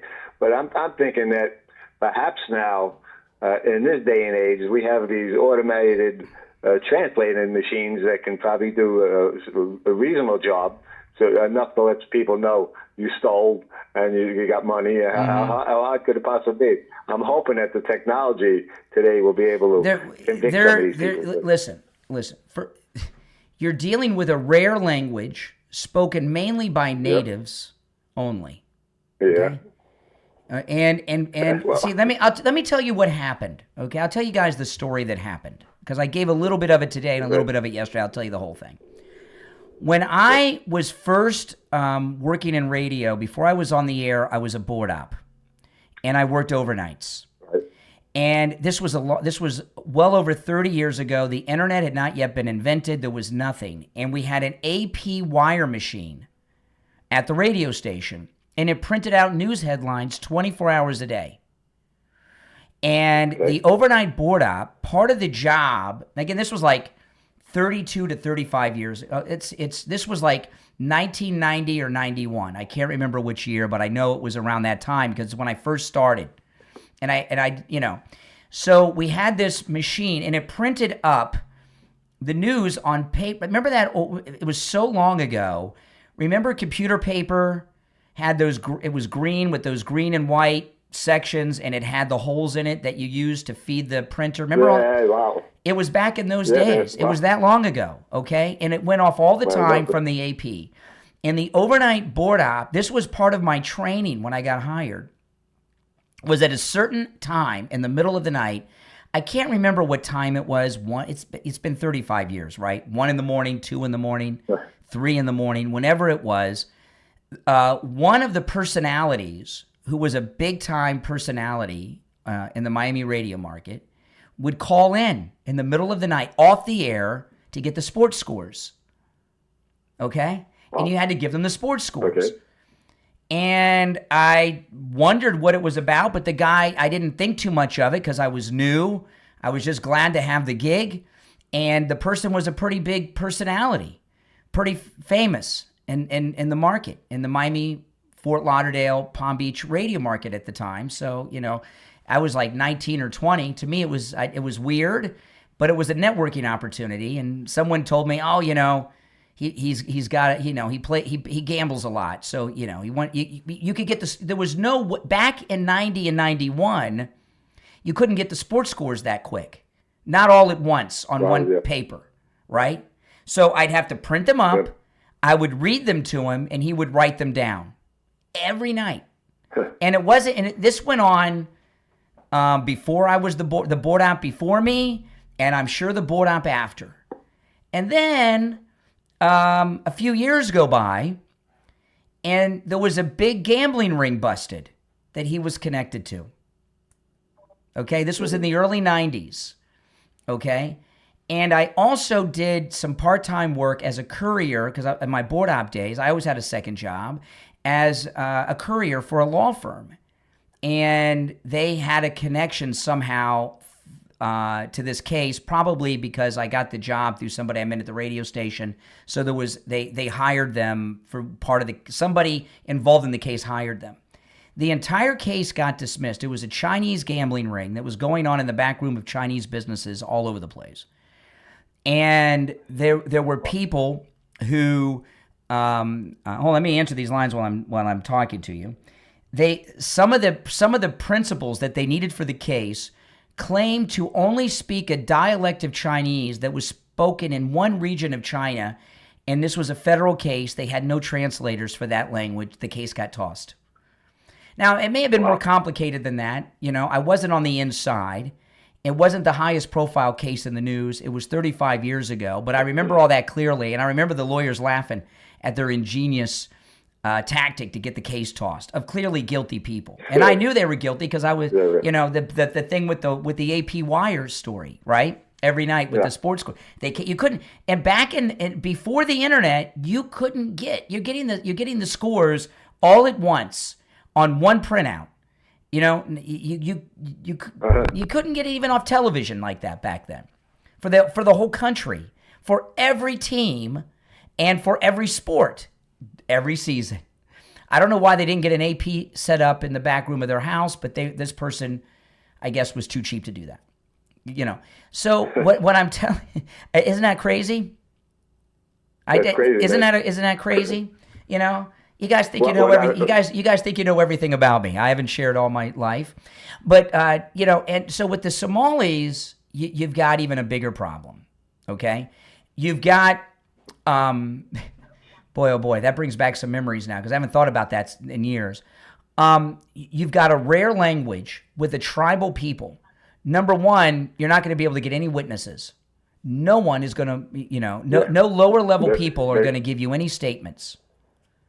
None of them. They're going to stick together for sure. They're going to stick together because they're tribal and they don't want their head cut off. Okay. Yep. So if you could get some trials done, but if you went into Minneapolis and did a mass arrest of all these people that Nick Shirley exposed, there aren't enough translators. Look, they had a Democrat judge tossed out a guilty verdict. A full jury came back with convictions, and a Clinton judge threw it out the other day. You saw this in the news? You understand what so you're dealing with that. Plus this translator issue. And believe me, I can't imagine there are more than a dozen people in the country that are not Somalian that are qualified to translate. You have to translate every stage of the prosecution, every deposition, every document, everything. Okay? This isn't Spanish, it's Somalian. So they'll use that to stop it all. I find that very, very, very troubling that you can get, if somebody speaks a language that nobody knows, they can get away with whatever they get away with, man. That's the court system has to figure something else out. Well, but it's not, this isn't normal. When, look at this idiot mayor of Minneapolis. He's up there eating the Somalian food that you could tell he thinks tastes like garbage. You can see on his face. He was. I saw a video of him this morning dancing. I saw him give a speech in Somalian. Okay, over the weekend. When this Clinton appointed judge threw out a verdict that the jury came back guilty on, how are you with this? And you factor in this. These people don't care about the law. So even if sure. So this language thing, that would be their last straw to get rid of it. So prosecuting on a large scale the Somalians ain't gonna happen. You just got to deport them all. Yeah. Yeah, it's going to be. Unfortunately, like we all know, the Democrats don't need to have to follow the law for some reason. They get away with everything, and they rig everything, and they cheat, they lie. But this is the system, and unfortunately, that's right. It's the system. Correct. The system is messed up, and I know President Trump wants to fix everything, but man, it's going to take 2 lifetimes to fix everything. That's how bad it is. It makes the mafia look like nice guys. I mean, how many people do you think could translate Somalian in this country that are not Somalian? Yeah. 5, 10, maybe? I would, maybe 10, and they won't do it because, like you said, they're afraid for their life. That's right. This is not going to. They'll wake up they'll wake up decapitated. Yeah. The only thing I say is I'm hoping that there's some sort of a machine that can do it, and hopefully that wouldn't hold that. They would contest that in courts for years about that because who gave the you could find good translations for the major languages of the world, but you're talking about almost Somalian is so tribal, it's practically a dead language. So few, only that one group speak it. What happened? So if you said, okay, we're going to use the translator app, they would tie that up in court for years just with the programmers. It's just not, and the problem's the Democrats. So no, that's not the way to go. I know. Hey, listen, I want them to haul Tim Waltz into questioning today at the FBI field office in Minneapolis. Okay, and let's get to the bottom of this. Forget about these Somalis. Let's just deport them. Yeah, man. I'm hoping something will happen because to hear that you get away with a crime is really upsetting. Yep. I mean, there really should be no way to get it, but this is that system, and it's so broken that I'm hoping that something will be done. But I don't know. Pam Bondi, I don't know if she can do it. Pam Bondi, I don't know, man. She's useless. She's useless. All right, Doug. I got to run now. Hey, make this the year that your New Year's resolution to lose weight actually comes true. Call Coastal Weight Loss Secret. I'm going to give you the number in a moment. Call and schedule your no-charge consultation. They can help you no matter where you're located in the world. I lost over 35 pounds. My goal was just 25 pounds. I lost over 35 pounds. No shots, no pills, no Ozempic, none of that. No prescriptions, nothing. Eating foods I would normally eat. I didn't starve myself, and get this, I didn't do any exercise. That's why that I'm in the maintain phase. It's totally. I haven't gained back an ounce even through the Christmas and the Thanksgiving eating season. I haven't gained back a single ounce. Give them a call and schedule your no-charge consultation right now. 561-247-6300. 561-247-6300. And online, coastalweightloss.secret.com. Call us on hold. Stand by. It's the Steve Kane Show. My name is Brian Craig. We'll be right back.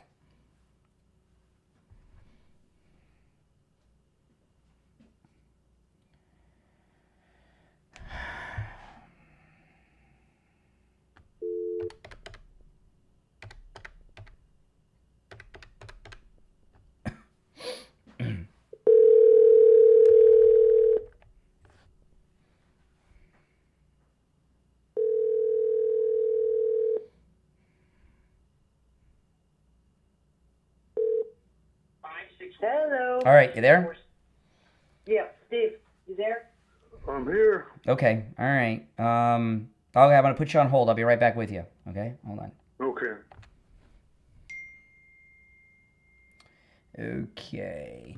Those of you that are watching with the green wall behind me, if you want to see and hear all the audio and video I play and get the imagery, the green screen, special effects, you got to go to my main live stream, which is linked in the description of the video, guys, okay? It's in the description of the video. This is George Colony. I'm in the real estate business in Fort Lauderdale, Florida with Kai's Real Estate. I've been in business for 6 decades. People often ask me, what's the right time to buy or sell real estate? To tell you the truth, it's always the right time. You just need to have the right advice from the right advisor. You could call me anytime because I answer my phone on the first ring. My number is 954-801-7320. That's my personal cell phone number. And I answer it on the first ring every time. Please give me a call. I'm happy to answer any question that you have. My cell phone number is 954-801-7320. Okay, stand by, guys. We'll be back shortly. Let's see.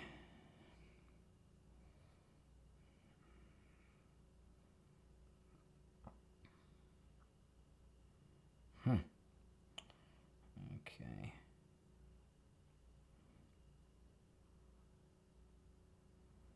Okay, we got about 90 seconds and we'll be back.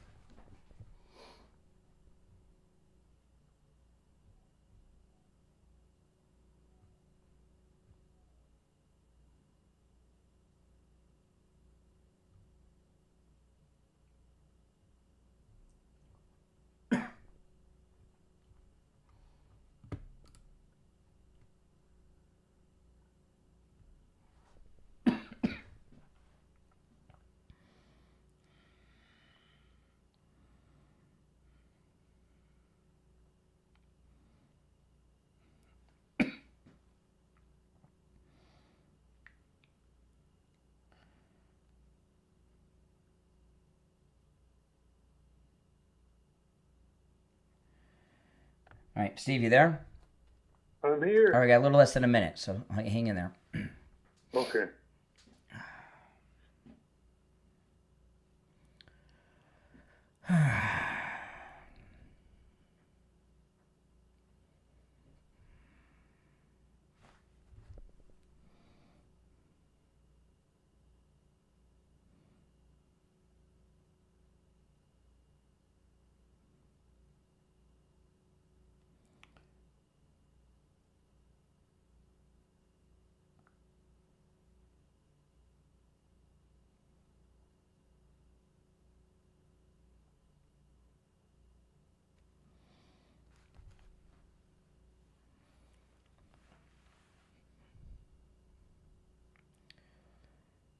All right, we're back. It's the Steve Kane Show. I'm Brian Craig. Steve joining us. Hey, Steve. How are you this morning? All right. Hope you had a good Jewish Christmas. I had a wonderful Christmas. Everything was great until Doug got on the phone. Then everything went blank. Oh, okay. But that's okay. It was a good call. Oh, yeah. He's a great call, my favorite. Mm-hmm. So you have a good holiday? I did. Hold on, Steve. The phones are ringing off the hook. Let me answer these lines, and then we'll get started. Everyone on hold, stand by. Yeah, of course. I had a great Christmas, and we got New Year's. Everything's going well. How about you? Everything's going well. It's going to be a great year. Oh, yes. Looking forward to it. I've never seen things unravel so. Poor Democrats are in a state of shock. By the way, I'm going to be, when we're on our cruise this year, news is breaking so fast. I'm going to do some broadcasting from the ship while we're at sea on the cruise this year. That'd be nice. Yeah, people don't. There have been, Christmas and New Year's week are usually just stories about gas prices is the hardest news they get for the travel season.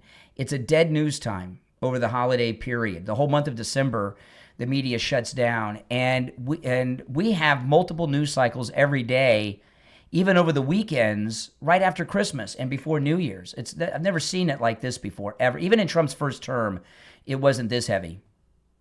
It's unbelievable. But again, you can see Trump's hand working behind the scenes, everything playing out perfectly, and Trump has orchestrated the whole thing. I think it's terrific. Well, this Medicaid fraud story that Nick Shirley broke out of Minnesota with Tim Walz and Ilhan Omar, this is not only is it the largest financial scandal in history, it's going to be one of the defining issues in the midterms because. Well, but the Trump administration has timed it that way. You yes. understand that, right? Yes. Yes. I mean, the guy is a genius. Yeah. Genius. Yeah. Yeah. And it's going to get worse for them. And absolutely, these bastards won't stand a chance. And everything I'm seeing out of Minnesota, it looks to me that they're running scared. You know, I was talking earlier, Ilhan Omar's husband. See, when Ilhan Omar, you hear the stories, oh, she was $45,000 in debt. Now she's worth $30 million. And she married this guy who's a white guy, which is totally out of character for her rhetoric, right? It's like, you know, it's like Jasmine Crockett marrying a white guy, or Maxine Waters marrying a white guy. And I thought when she married this guy, he was like a campaign guy, and I just assumed she married some rich guy. He was not wealthy when they got married. He became wealthy after he married her, and now they're worth $30 million, maybe more. And the stories over the weekend that have been breaking, he's got this fake venture capitalist firm. He's been scrubbing their website of names and connections and things from it, which is a panic move because you cannot erase anything from the internet. It is all archived online still. Anything you delete is still online. That's a panic move. There forever. Yeah. So what he's doing is a panic move. But it tells me that Ilhan Omar and her husband think that the feds are getting ready to bust in and arrest them and take the records. They wouldn't do something so stupid. Doing that to the website is a panic move. Then today, you'll see this on television today. If you haven't already, it'll be on TV. It's been on the internet since yesterday. All of a sudden, these childless daycare centers have children in them. The Somalians took kids for the first time to these daycare centers yesterday. That's a desperate move as well. Because they're in deep trouble. Yeah. So even in Minnesota, they're nervous. And I saw Tim Walz a couple times over the weekend, and he pulled out the real card of he said two things at two different times. One, he said first he said, "Wow, this is white supremacy coming after these fine Somali people." Right. And then later yesterday, he said, "Well, white people do crime too. White people commit crimes too." So that's an acknowledgement of what's going on here. So everything I see out of Minnesota is fear that they got caught. But I think that's true. But there's I think they got their butt in the ringer. And I was talking about this yesterday, but I'm not the only one who's talking about this. Now it looks like these assassinations in Minnesota could have well been over this Medicaid fraud operation that they got going. If you remember, Melissa Hortman was, remember that Democrat that wore the mask and assassinated those Democrats? The most high-profile one was Melissa Hortman, and she was in the Minnesota State Legislature. I can't remember if it was the House or the Senate, but she was in the Minnesota State Legislature, a Democrat. She's the one Democrat who crossed party lines and voted with Republicans to end Medicaid for illegals. And then she got herself assassinated by that Democrat in the mask who said Tim Walz sent him. So I think, and a lot of people are talking about those Democrat killings were because of the Medicaid fraud. So things, and now we're seeing that it's in different states, Ohio, anywhere there's Somalis, the Democrats have this operation going. And it's not looking good for them at all, which is good for us. I would say they're in deep trouble as far as this election goes. Oh yeah, no doubt about it. All right, now if you're on, that's what happens when you take on the master. Well, they thought the Democrats were. They never imagined Trump would be coming back for a second and non-consecutive term. They never thought there'd be any accountability. You think they're upset now? Wait till he announces for the next term. Yeah, exactly. I want to talk a little bit, though, about Lighthouse Medical, who rid you of neuropathy. They are, miracle workers. Lighthouse Medical, I want you to listen to this closely. This is so important, okay? They have a treatment for neuropathy. They have a treatment for neuropathy that works. And they have a treatment for neuropathy that lasts, because you, Steve, had every neuropathy symptom in the medical journals, right? Numbness, pain, burning, tingling in your hands and feet, muscle weakness, loss of balance, dizziness, muscle twitching, the feeling of pins and needles in the hands and feet, no feeling at all. Not only did Lighthouse Medical rid you of all of your neuropathy suffering, but here we are 3.5 years later, and it hasn't returned. It's amazing. So if you or a loved one suffer from neuropathy, call them. By the way, they're located in Pompano, Lighthouse Medical, but they can help you no matter where you're located in the United States or in the world for that matter with telehealth, okay? Here's the number. Make sure you mention that you heard about them on the Steve Kane Show, because then you can take advantage of the no-charge consultation. 754-222-6642. 754-222-6642. And online, lighthousemedicalcenter.com. All right, I'm going to put you on hold, Steve. We're going to take our break for the bottom. We'll be right back. Hey, Brian Craig here. You hear me talk with attorney Barry Siegel every day about how we can help you and your family. Now here's one of our listeners, Frances, sharing her experience of how attorney Barry Siegel made a difference in her life and took a weight off her shoulders. I was really looking for something to help me secure my holdings, which is actually not a whole bunch of bank account, savings, and a house and a car for my two daughters. I was worried that if I had just a regular will, things would get tied up in probate, and that would take 2 years. So I heard on the radio about Barry Siegel, the attorney. I gave them a call, and immediately they were so kind. They were so nice. They assured me that they could help. I went over there, and they sat with me, and we went over everything. And I ended up with this wonderful trust for my two daughters. So if something does happen to me, things just turn over to them, and it'll make it so much easier for them. And it took a great load off of my mind as to how I would take care of my two daughters. I was very pleased with the attorney, Barry Siegel. Finding him helped me assure that my two daughters will be well taken care of in the event that I won't be here. Give attorney Barry Siegel a call right now. Toll free, 855-FLA-3782. 855-FLA-3782. And online, SiegelLawGroup.com. On the line, we have Jamie Levac from Swift Tax, who's just joining us on the program today for the first time. Jamie, good morning. Good morning, Brian. You're on the line. We have Lewis. He had some issues with some taxes in past years, and he called Jamie Levac over at Swift Tax, and Jamie took good care of him. Lewis, welcome to the program.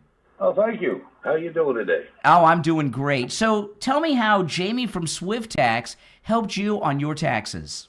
Well, I was having trouble with another company. I called Jamie and bingo, and the next day I had a meeting with him. And the next day I brought my wife in there with all the paperwork, and he's done straightened all my back taxes out, and I'm actually getting money back now. Wow, this is pretty amazing. So this other company you went to told you owed the government money, and Jamie over at Swift Tax took a look and found out that not only did you not owe money, you're getting money back from the government? Yes, I got nice big checks coming soon. Wow, that's amazing. Do what Lewis did. Call Jamie Levac over at Swift Tax, 954-773-1587. 954-773-1587. All right, Steve, you there? Yeah. Okay, we'll be back shortly. Hold on. In about 45 seconds, we'll be back. Okay.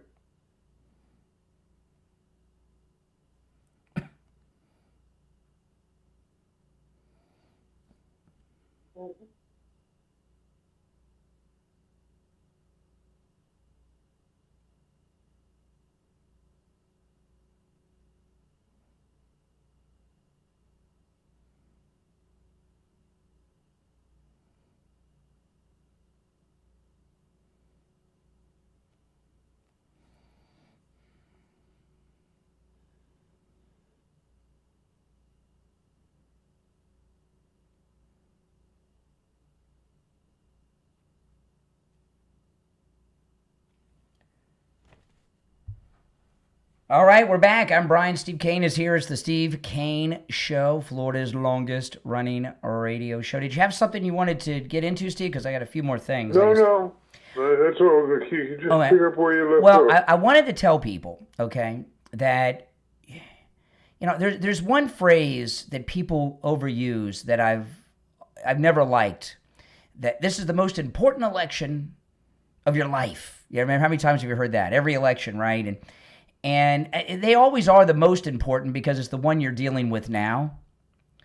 But this midterm election, that has never been a truer statement, right? That this is the most important election. This is the most important. That's true. It all goes away if we lose the House. It all goes away. They'll impeach Trump every Friday. He'll be impeached, and then they'll do it again on Monday. This is the most important midterm election in the history of, well, at least in my lifetime. Maybe since the Civil War with Lincoln. They had elections during the Civil War for a number of reasons. And just the things that we're talking about will all come to an end. The entire government will be shut down. The economy will tank. They'll do everything they can do to stop everything. And 2026. On this program, we're going to be covering, those of you that are new, you're not going to want to miss a day, okay? We are going to be covering everything involving this midterm election next year, each and every day on this program, all year long. You won't want to miss a moment of it. It's very important. This Minnesota thing we're covering now is going to get bigger. We'll be covering that, but there's going to be a lot more. Did you catch President Trump with Netanyahu yesterday? Yeah, I saw parts of it. There was some big moments. There was a couple of press events, and Netanyahu came to Mar-a-Lago yesterday, and then on Sunday, Zelensky came to Mar-a-Lago, and I don't know if you agree or disagree with this, but Ukraine has lost the war. It's unwinnable for them.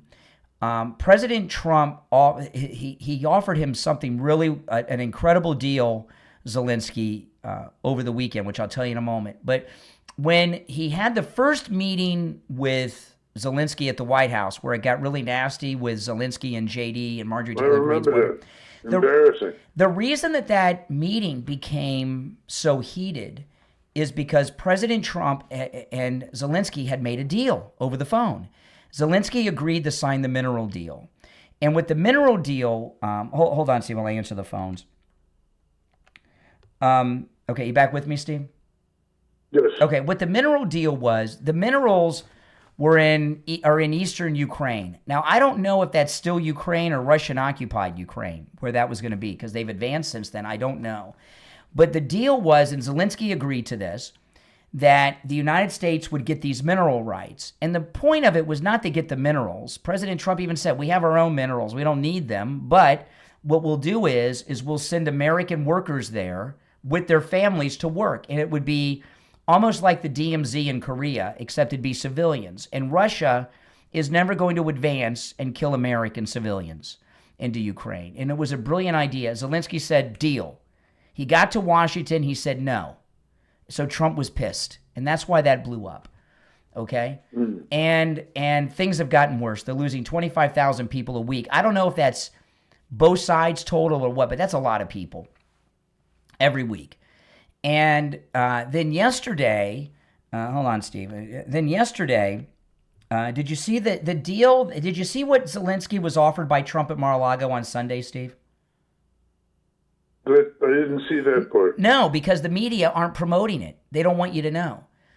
President Trump offered Zelensky an incredible deal, and Zelensky blew it. And we found out what Zelensky did yesterday when Netanyahu first arrived at Mar-a-Lago. Again he blew it? I'll tell you what he did. It's appalling. Okay, here's the deal that Trump offered him. He told Zelensky, if you make a peace deal with whatever the border arrangements are, they're going to have to give up part of that land. I mean, that's just the way it is. That he would give Ukraine a 15-year security protection deal from the United States, meaning for the next 15 years, the United States militarily would back Ukraine against further Russian aggression. That's a pretty good deal. That would involve boots on the ground probably, or certainly NATO troops. Okay? So what happened? Ukraine launched a drone strike against Putin's home, his private home. And this was rumored yesterday, and the president confirmed it when Netanyahu first arrived at Mar-a-Lago. And he said Putin brought it up to him is when he first learned of it, because they had a phone conversation yesterday. And he said Putin obviously was fuming over it, rightly so. So in the middle of these peace negotiations, Zelensky attacked Putin's home with a drone strike. This is why President Trump didn't give them more of those Tomahawk missiles, because it would have been Tomahawks instead of drones. So Zelensky's not serious about peace. He doesn't want it. He's obstructing it. And, what do you think Putin wants? You think Putin wants peace? No, but he'll come to some type of agreement, although it may only be temporary. It might be 6 months or 6 years. He wants his kind of peace. Well, that's it. President Trump has given Zelensky two incredible offers. He's blown them both. Okay? Both. The mineral deal and now this attack on Putin's home. So Ukraine cannot win the war. It's lost. It's lost. Yeah, but neither can Putin. What are you talking about? He's already won it. He's winning and won it. I don't see that. I don't see where you say that. He's got Crimea, which used to be Ukraine, and he's got a whole bunch of eastern Ukraine already, and he's got this lunatic. They're both crazy. Putin and Zelensky are both crazy, but Trump has set up two pretty darn good deals for Ukraine, and Zelensky has blown both of them up. I mean, so Ukraine cannot withstand the war against Russia. They're losing more and more space. It's over. All right, you want to take some calls? Sure, go ahead. All right, let's go. You're on the air. What's your name? Where are you calling from? Interesting to see where our chronics are on this. Hi, my name's Norm, and I'm calling from upstate New York. Hey. Hey, Norm. How's it going? I talked with Brian a couple times before. We talked about how we thought Dan Bongino wasn't doing a whole heck of a lot.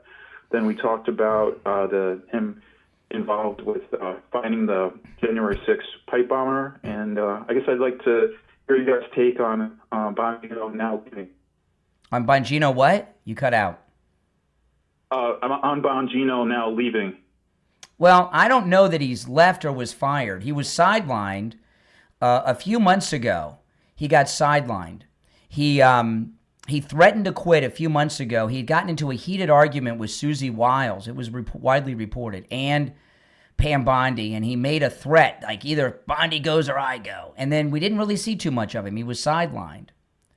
So I don't know if he's leaving or if he was fired and allowed to keep up the appearance that he left. I'll give you a more direct answer. I think he's been a disappointment. I don't think there's any question of that. Yep. So where do we go from there? Yeah, I mean, if he's not capable, then step out of the way and put somebody else in there. Well, I mean, well, I've really what about enjoyed Cash? watching his show for years. Cash and Pam Bondi aren't doing much. Yeah, they're not doing much either. I mean, that was the thing. The question I was going to ask next. Like, when is somebody going to get freaking arrested? Like, when are they going to arrest somebody? Mm-hmm. Like, why hasn't this happened? Like, we're just seeing this, and we're just saying nobody's getting arrested. Yeah. Let me ask you a question. You think this thing we're watching on the part of the FBI and the administration, do you think it's just random, the timing on these things? I get the feeling it's very carefully planned out, especially if you look at what's going on in Minnesota and this kind of stuff. I think it's all carefully timed to the election. I think there's no question of that. Do you agree or disagree with that? Yeah, I think they're like strategically pacing it out. It's like they're planning it out in steps, and you're like, why is it going to take like another 2 months? It's like every 2 months we get a little taste of something. Well, I answered your question. Let me answer it again since you didn't seem to hear it. it's the timing there. The administration is handling the investigations, so they are timing the investigations with the election for maximum impact. We agree on that, right?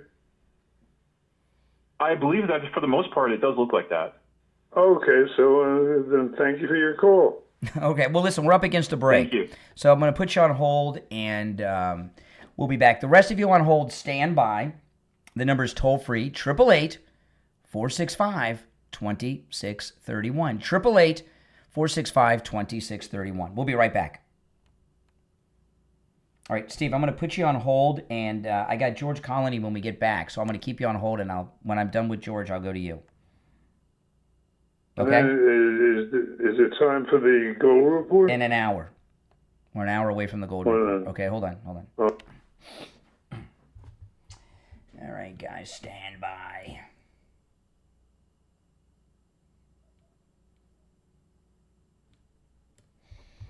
Okay.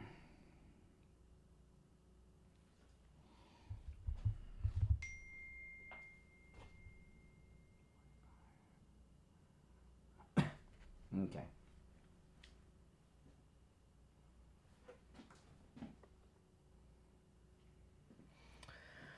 Oh, man. If you're on hold, hang in there. We will go to the calls when we're back.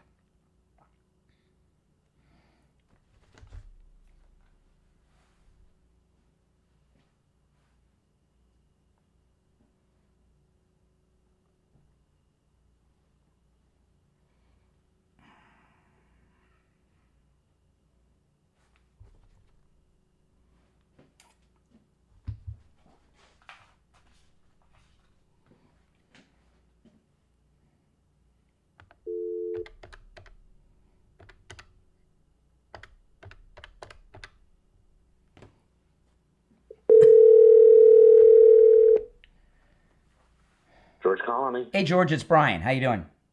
Good, how are you? I'm doing well. We have less than a minute, so I'm just going to keep you here. We got about 45 seconds, so we'll just roll into it. Yeah, we can do the same time tomorrow. Okay. Good. All right, stand by. 30 seconds.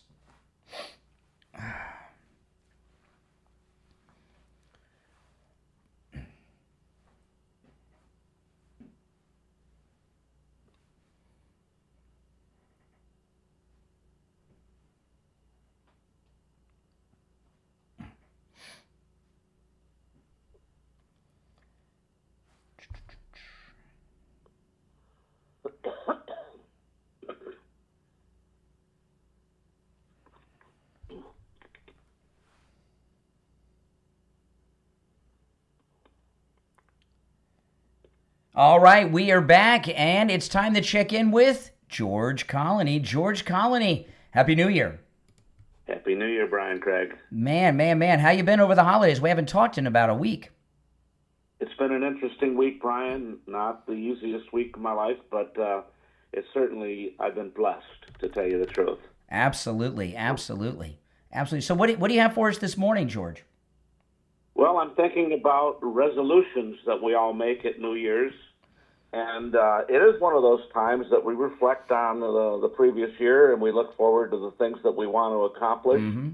And in my world, over the past couple of weeks, I've been hearing from people that, are getting ready for 2026. They're very excited about what's going to happen. We're excited about some of the things that the president has put in place because we are going to recover our country again. And when people are making resolutions about real estate, that first resolution, I hope, is for people to call me. Yes. Because I do have information that can help them. I've talked to a number of your listeners, and wow, they're all over the damn country. I didn't realize that you were heard all over the place. We're like national, this. yeah. You're national, all right, but. Yeah, I think that resolution time when we sit back and we say, this year I'd like to do what, or I'd like to accomplish what. And I think when it comes to real estate, a lot of times it might be just, getting your home ready to sell it or looking for a new place to buy.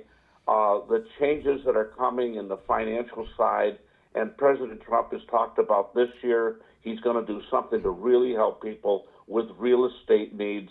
And I believe him. He's going to do something that's going to be great for us. And we got to be ready. So we make a resolution right now to be ready for when it comes.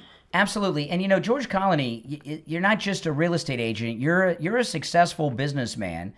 And so when people call you, whether it's residential or commercial or a business opportunity, like last week you were talking about Airbnb opportunities as an example, you know, you're getting, you know, when it comes to real estate, that's a major financial decision that you're making in your life, maybe the biggest you'll ever make. And it could be multi-generational as well for your kids and grandkids.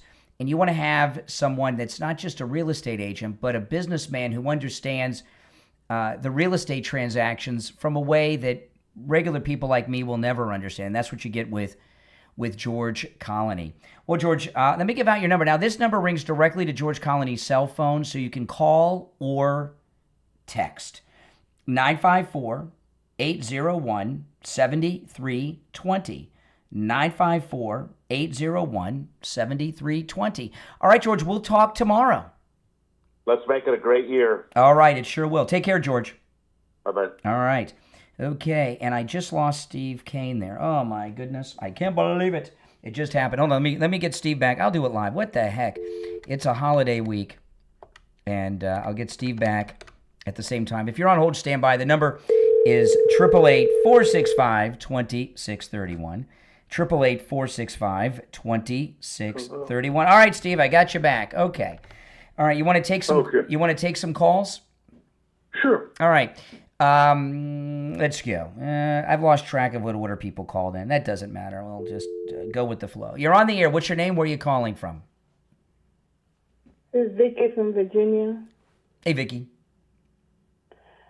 Brian, I know you get frustrated a little bit with Cash Patel and Pine Bondi and so forth. Yep. I myself get frustrated with them. But sometimes when I sit back and think, the level of crime, fraud, and stuff, I have never, ever seen this level of it. I mean, and it's in all areas. I mean, you have the J6, you got the fraud in the election, you got Hillary Clinton, you got this one. I mean, it's so much. It's like going into a house infested with rats. And when you think you have cleaned it up, you open a wall, there's more coming out. I mean, it's got to be overwhelming for these guys. And at the same time, you're dealing with these crazy judges. I mean, look at the one in Minnesota. He was convicted by his peers in the jury, and the judge overturned it and let him walk. He stole $7.2 million, and this judge made this man walk. So I can see. Well, it looks like on this current thing, we're going to get justice on the current case. It appears that it's already been through the legal process, and they're going to get nailed. I mean, there's at least reason for hope. At least in terms of Minnesota, don't you think? Yeah, I mean, I know, and it is hope. But what I'm saying is I can understand that they want to be precise with what they're doing because what they're up against. Mm-hmm. They're up against all these crazy judges and lawyers and so forth that are doing crazy stuff. Well, you know, as an example, this Clinton lady judge, the other day, they had on the Somali case, they had a jury conviction, and she tossed out the jury conviction. Yeah, she did. Yeah. This guy stole $7.2 million. Yeah. And they made him walk. Mm-hmm. They were convicted by the jury. On this case, at least. Yeah. I mean, listen. How can we not be impatient with Pam Bondi and Cash Patel? They aren't doing a good job on regular crime. I mean, listen. The murder rate in the United States in 2025, Trump's first year of his second term, the murder rate is the lowest it has been since they've been keeping the murder rate statistic. I mean, that's amazing. And the other crimes are down too, you know. But that's amazing, yeah, you know. And so you know, when it comes to the regular crimes and criminals, they're perfection. But when it comes to these lawfare people, they got nothing. Well, see, they're the toughest. They're the toughest issues here, because these are the ones that you have to be precise with. These are the ones. Hold on. Let me give you an example. Let me get your thoughts on this. Okay. The story came out over the weekend, and then there was another update yesterday and another update this morning that Ilhan Omar's husband has been deleting all kinds of information from the company website, which is names and contacts and who they work with, which means they're afraid. Why don't they have an emergency warrant and go in there and get his records? If he's deleting his website, he's shredding his records, and they've been hauled away by the garbage man, right? Why aren't they doing things like that? The Biden administration, they didn't waste much time busting into Trump's campaign managers' homes, his attorney's office with Michael Cohen and all that. You telling me they can't bust into Ilhan Omar's husband's office with his activities on the website over the weekend that are sending off red flags? How can I not be frustrated with that? No, Brian, I understand. Like I said, I get frustrated with it too. But I'm saying I'm trying to find a way how these people can be very precise with what they're doing and not make mistakes, because the mistakes is going to be even more detrimental to me if they don't do it right. If they don't do it right, then I'll get even more frustrated. Well, that's what we've been saying for almost a year. We've been saying that for almost a year. All right. I appreciate the call. All right, take care. I know it's frustrating. Hold on a second. I'm going to put you on hold while I answer these lines. You back with me, Steve? Yes, I am. Hold on here. This is just, this is where I agree with you. President Trump has a coordinated effort in Minnesota, right? I mean, it's obvious, isn't it? Right? Did I lose you, Steve? It would appear that way. Okay, but what President Trump is doing, is definitely exposing it, but we need Pam Bondi and Kash Patel to come in and close the deal. And that's where we're falling short. They're doing well with the regular criminals, but not the ones that are high profile and political. Well, I don't know. It seems like we got a lot of the politicians out there in Minnesota on the run. Mm-hmm. Yeah, that's right. All right, if you're on hold, stand by. Our number is 888-465-2631. Do you want to take some more calls, Steve? Sure. All right. Absolutely. All right, let's go. You're on the air. What's your name? Where are you calling from? My name's Steve. I'm calling from Georgia. Okay. Hey, Steven. Hello? Yeah, you're on the air. Hi. I just got a question for you. How could you still support a man who's a known pedophile? Because I don't know who you're talking about. Well, I'm talking about the guy whose dick you suck all day. There we go. Okay, there we go. Boy, oh boy. They got a one-track mind, these guys, don't they, Steve? Next. Yeah. Oh boy. That's a new one for me. That's a new one. See, Mike, the board op, he's going to get arthritis in his fingers too, like I got from the dump button. If you're on hold, stand by while we wait for the delay to build back up.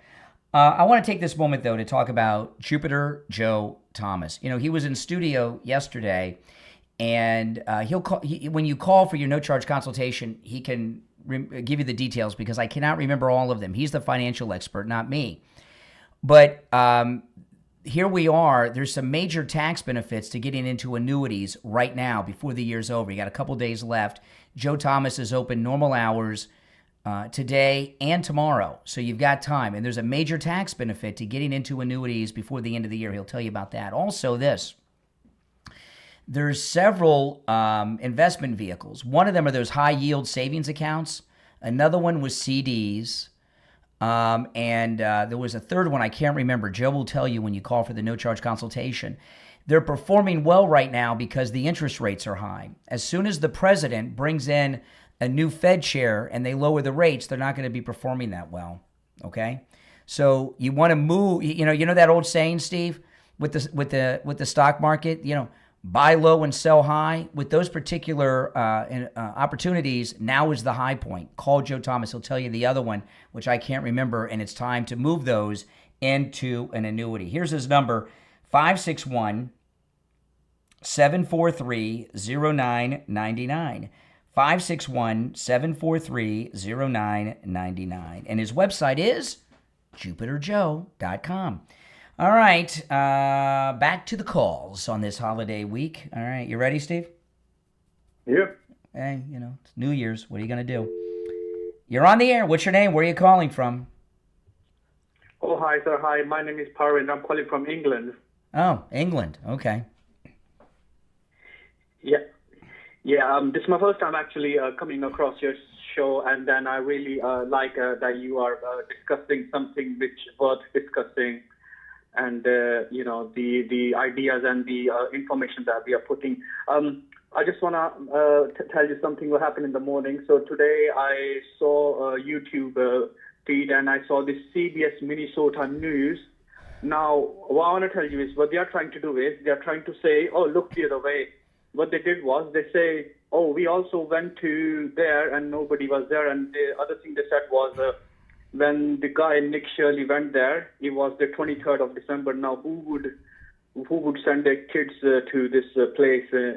And I'm like, okay, if that's fair, then why did they open their office in the first place? I mean, if it was a holiday, then they shouldn't have been there anyway, because he went to multiple places. Nick Shirley did not go there on a holiday. He did not go. He dropped the video over a holiday, but he did not go. He went there on a regular working day. People take their kids to daycare while they're at work. Yeah, exactly. And this is what how they're trying to spin the story that Nick Shirley went to there on holidays. Yeah, good luck with that. Everything's documented. Believe me, he'll expose that in a moment. As soon as he hears that story, he'll be out there exposing that. Listen, we only have 30 seconds until we have to break, because we're up against our top of the hour break. But hey, listen, welcome to the program, and call us again sometime. Steve's got family that live in the UK, so you got a bond here with Steve. Sure do. Yes. All right, take the situation is pretty bad here as well. Anyway, have a nice day. You too. Take care. All right. It's very bad over there. Very bad over there. That's right. Okay, we're going to take our break for the top of the hour. It's coming up on 8 a.m. I'm Brian. It's the Steve Kane Show. Steve's here. Be back after this. All right, I want to put you on hold, Steve. All right? For a couple minutes. Hold on. Okay.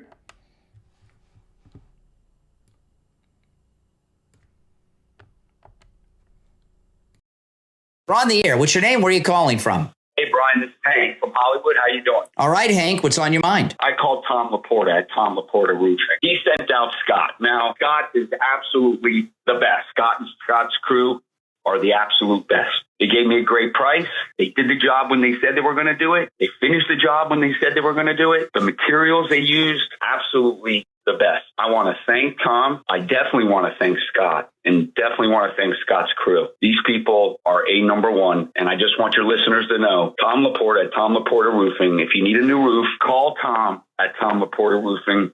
You're not going to go wrong. You're not going to be disappointed. Do what Hank did. Call Tom Laporta at Laporta Roofing on his cell phone, 954-604-4602, 954-604-4602. And this is Brian Craig. I've been telling you about the great deals and incredible customer service at Friendly Tire on both new tires and used tires. One of our listeners, Antonio, went to Friendly Tire and called to share with us his experience of buying used tires at Friendly Tire in Margate. Good morning. You're on the radio. Hey, yes, Brian. I want to give you a quick testimony about the tire place up in Margate, Friendly Tire. Friendly Tire is everything you said it would be, man. I went up there and got me some used tires. And when I went up there, man, he was very courteous. My whole family's going for that, man. Everything you said it was going to be, man. I appreciate you for that, man. And Mike's a great guy, man. Well, what's your name? Antonio. All right, Antonio. Hey, I'm glad we could save you and your family lots of money on tires at Friendly Tire. Oh, no doubt, man. Thanks so much, man. Do what Antonio did. Stop into Friendly Tire and find incredible deals on both new and used tires. Give Friendly Mike a call right now. 954-977-9445. 954-977-9445. And Mike will give you a quote right over the phone. 954-977-9445 for Friendly Tire in Margate.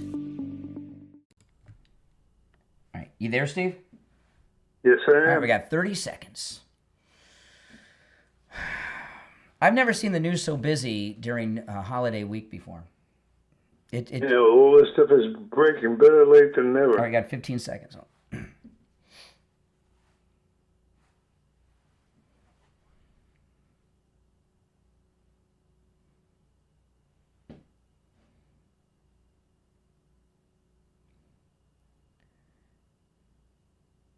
All right, the 8 o'clock hour has begun. Steve Kane is here. I'm Brian Craig. This is the Steve Kane Radio Show, Florida's longest running radio show. You know, I got to tell you, Steve, my wife got me like the best Christmas gift that you could get. You know, I got to tell you what it is. I got to brag about my wife a minute for the Christmas gift. My wife has a talent that I do not have. She knows the perfect gift to get for everyone. I don't know why. She just knows, right? She got me one of the Trump watches. You hear the commercial with President Trump? Oh, wow. You know, which color did you get? You get the red one? I got MAGA red. Are you kidding me? Of course. You know what President Trump says? People who know what it is and what it stands for. It is, Steve, these Trump watches, this is a family heirloom. I'm not going to be buried with it because I'm going to leave it to my kids or grandkids. Well, my kid, I only have one, but to my daughter or to her children. But these Trump watches, Steve, are amazing. I don't know if the president's listening up at Mar-a-Lago. Why don't you advertise the Trump watches on our program here? Because I don't wear anything on. I don't wear. I have an Apple Watch. I rarely wear it. I haven't taken this thing off since I got it on Christmas, except to sleep and shower. I wear it all the time. And it's really cool. It's a really cool, the Trump watch. It's got his signature, of course, is on the front. I don't know why you would get any color other than red. And then on the back, Steve, it's got an image of President Trump engraved into the metal with the fight, fight, fight, image. It's amazing. I mean, this is something else. All right, let's go back to the phones, and then we'll bring up some more stuff because a lot's happened. You're on the air. What's your name? Where are you calling from? You're on the air. Hi, this is Joellen from Fort Lauderdale. Hey, Joellen. Hey, Joe. I'm calling about Dan Bongino. Yep. You know, he's not doing anything, you say. Well, he quit. I always say it starts at the... Okay, he quit. Well, maybe because he was so frustrated with the whole system. I always say it starts at the top. So the fact that he's not arresting somebody, maybe his hands are tied by whether it be Pam Bondi, President Trump. I have no idea. Mm-hmm. Stop it. Well, when he returns to his program, if he says some specifics about some arrest that he was not allowed to make, I'll be very interested in hearing that. Yeah. And he may or may not be willing to talk about that on the air. Well, he's got a good excuse. Yes, I don't think he would be saying something like that. I mean, they cannot find a better person, more trustworthy and loyal to Trump than Dan Bongino. I know that.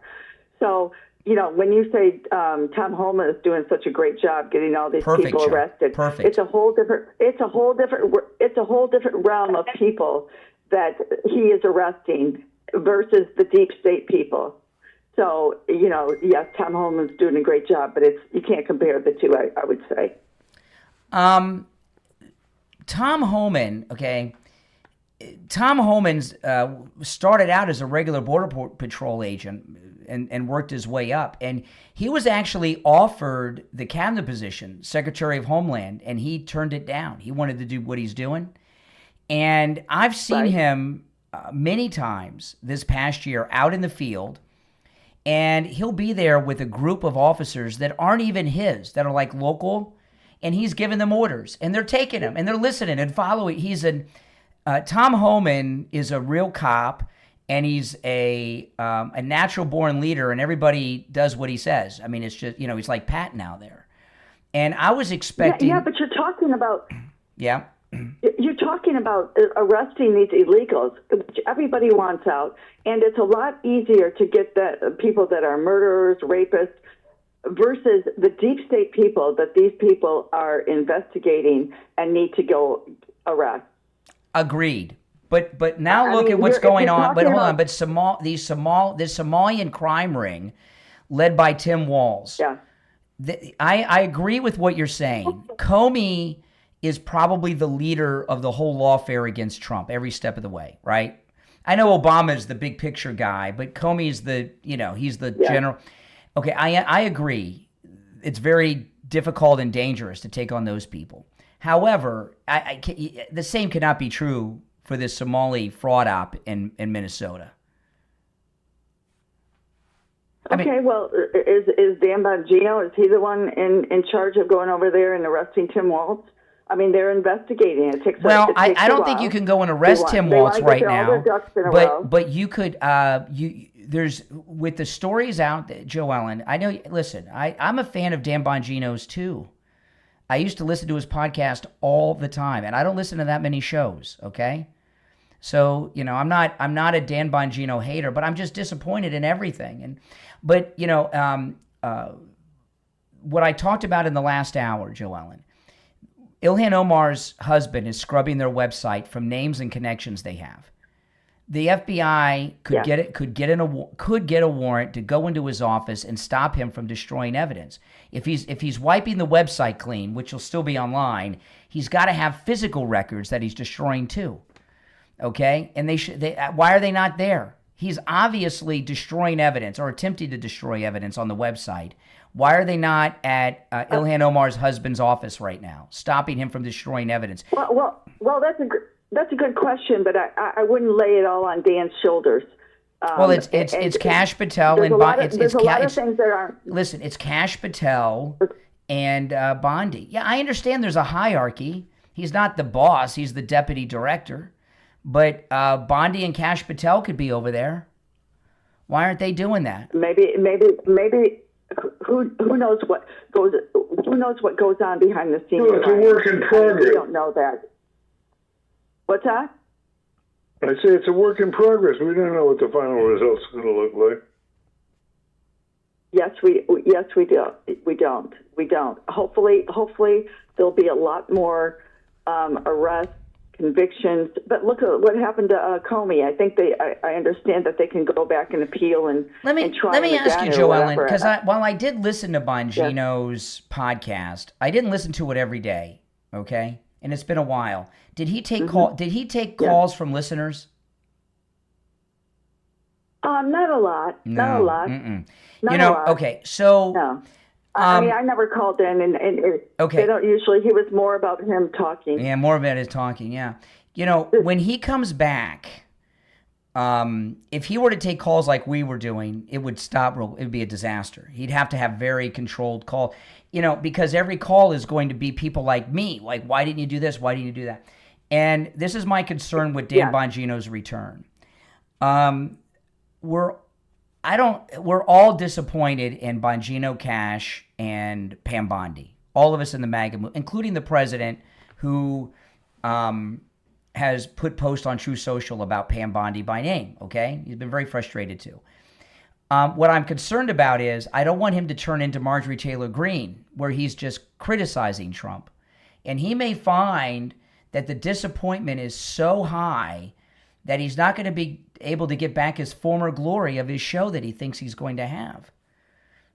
And what could bring back that glory is if he goes Marjorie Taylor Greene on us. I don't believe that he would be doing that, especially against Trump. I mean, they're friends. And if Trump is bashing Bondi online, then he should get rid of her. He should be doing something about it, right?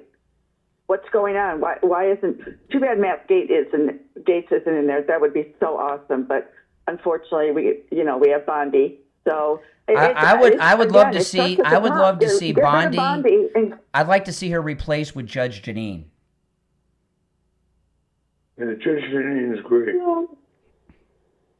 Yeah. Well, I don't know who you place her. I mean that might be a good thing, but then you need somebody in Washington. So she can't do it all.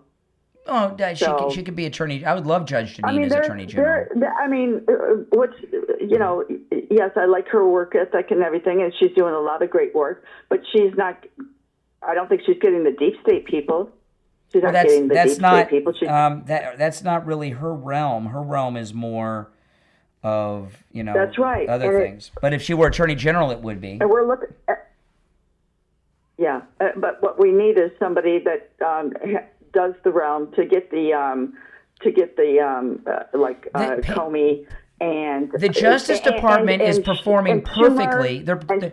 Listen, Pam Bondi and Kash Patel and Bongino have done a perfect job when it comes to regular crimes. The lowest murder rate in the history of the murder statistics, and all the other violent crimes are down too. However, I don't know of any investigation that Kash and Bongino have run. They got the pipe bomber, and they pointed out to us they didn't collect any new evidence or interview any new witnesses. They just went through all the evidence that the Chris Wray FBI left behind. I mean, that's some low-hanging fruit of an investigation. Yeah. Well, that stood for a lot, though. This pipe bomber guy. I mean, it was a distraction. And every statement from him is that he's MAGA. He did it for Trump. Give me a break. These statements that are coming out from the pipe bomber. I don't believe any of that. Oh yeah, of course. I mean, it's so obvious that he's not. I mean, anybody that would believe that. He worked for his dad. He worked for his dad's bail bonds company. Anyway. He worked for his dad's bail bonds company that was bailing out illegal immigrants, and they've done work with Benjamin Crump, who was the Trayvon Martin family attorney. Right. So, and now all of it, and he's ultra MAGA. I did it for Trump. I did it for MAGA. I'm standing up against the. Give me a break. And come on. Yeah. Well, you're not going to convince any of these left wingers or these, never Trumpers that it's any different. They're just. Joel and you and I are on the same page. I'm a fan of Bongino and Kash Patel and Pam Bondi, but they got the job and we haven't seen results. The indictments that they got, Comey and Letitia, that are in jeopardy, right, because of these hack judges. Harrigan got that. It was, Bondi and Kash had nothing to do with that. It was Pam Bondi. All right, listen, Joellen, we gotta run, but I want you to. Happy New Year, you guys. Okay. I want you to be right, and I want to be wrong. All right, take care. All right. This is the year, 2026. Listen. This is the New Year's resolution to lose weight. This is the year that it's going to come true because you're going to call Coastal Weight Loss Secret. You want to call them now. I went and met with them the Tuesday before I started. And the reason I met with them on Inauguration Day, and I started a week later. And the reason is I left the inauguration and then went to the airport and flew to California to visit my daughters before she moved back to Florida. And I love the food in California, okay? I love the Korean barbecue and the food trucks, and you've never had a burrito till you've had one from a Mexican food truck, okay, in Los Angeles. So I told Dr. Zuckerman over at Coastal Weight Loss Secret, I got to start next week because I'm going to California and I'm going to partake. And what I realized is I could have started it while I was in California because I was eating foods I would normally eat, right? So it wouldn't matter. But listen, you want to call Coastal Weight Loss Secret now. Make this the final time you ever make a New Year's resolution to lose weight because you're going to do it. And it's easy with Coastal Weight Loss Secret. I did it, and I've kept all the weight off. Here's the number, 561-247-6300. It's a no-charge consultation, and they can help you lose weight no matter where you're located in the world. 561-247-6300. 561-247-6300. And online, coastalweightlossecret.com. We'll be right back. All right, I'm going to put you on hold, Steve. Okay. All right, hold on. If you want to call in, the number is pinned in the live chat.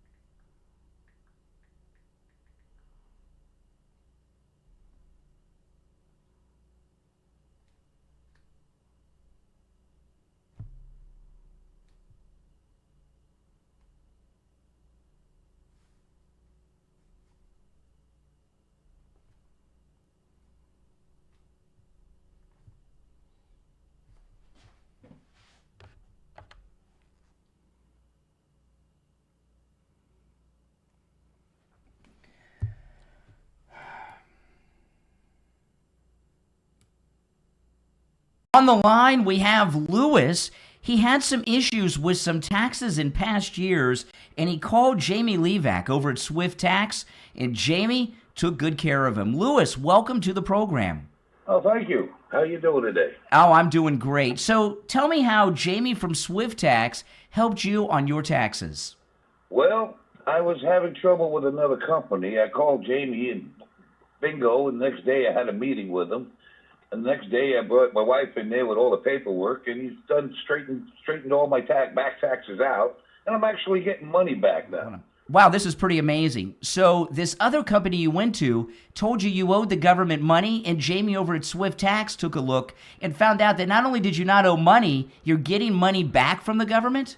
Yes, I got nice big checks coming soon. Wow, that's amazing. Do what Lewis did. Call Jamie Levac over at Swift Tax, 954-773-1587. 954-773-1587. All right, now, guys, we're still in radio break. I'm going to be here all week. I may not be on the radio on the 1st, but I'll be live streaming here on YouTube. So keep an eye out for me. I'll be live streaming all week long and podcasting as well. So subscribe if you're new. And if you guys could take the link to the program and share it on all your socials and invite your friends to check this program out, that'd be great. You can join the marketing team here. And please make sure you like the video. All right, Steve, you there? Yes. Okay, we got about 30 seconds.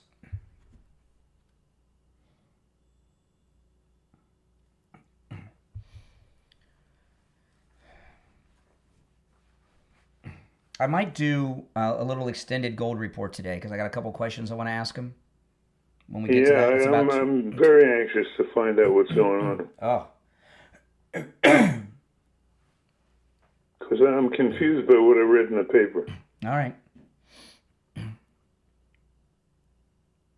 The key is what's been going on over the weekend. All right, we're back. It's the Steve Kane Show. Steve is here. I'm Brian. Our number is 888-465-2631. All right, back to the phones we go on this New Year's week. You're on the air. What's your name? Where are you calling from? Brian from Deerfield. Hey, Brian. Hey, Brian. Hi, Steve. Brian, what's up? Well, I tell you what, we're so excited about this whole thing. We have our Brian, you got to turn the judicial- volume down on whatever you're listening to us on in the background. Oh, there's nothing on it. What am I You hear hearing? I'm hearing myself in the back on delay. Gee, it's not on here. Okay. All right. Go ahead. Okay. Maybe I'm hearing the receiver on your phone. Oh, could be the one. All right. It's okay. That's okay. All right. The thing is, listen. It looks like Nick Shirley looks like a high school kid. The other guy looks like a senior citizen. This is the tip of the spear that's investigating this huge, massive corruption in Minnesota. I mean, this really looks. The optics of this are just absolutely horrendous. And I agree with you. I think they're going to have to get Judge Janine in there. I think she'd be terrific on the job. Do you remember when Laura Loomis was going to scorch earth on Bondi? and Trump had to say to back off a little bit. Mm-hmm. I think she was right. I think Lou Moore was right on all the criticism. She's always right. Yeah, these guys built the whole case in a day by just walking around and knocking on the door and hit a couple of places, and you see this is a total fraud. Here's the thing, okay? With Ilhan, they could get a warrant right now that would stop Ilhan Omar's husband from destroying any more potential evidence without any further investigation. This purging of his website is enough to get a warrant for the House and the office. After the disaster they had yesterday where they made the FBI look so bad in that, why wouldn't they follow through with this? Why are they still sitting and not doing anything? This has been my theory from day one when we got our frustrations, because all of us are frustrated with these three. Absolutely. I like them all. However, I think Kash Patel and Dan Bongino have hyped up their resume for years on radio shows and podcasts. I know he was a cop. I know cop and federal as Secret Service, but I don't think Tom Homan's a real cop. And the thing about Tom Homan, if you didn't know who Tom Homan was and you saw him at Publix, you would know he was a cop. You understand? Absolutely. Okay. And I think Bongino and Kash Patel have hyped up their resumes a little bit with their great presentations and stuff.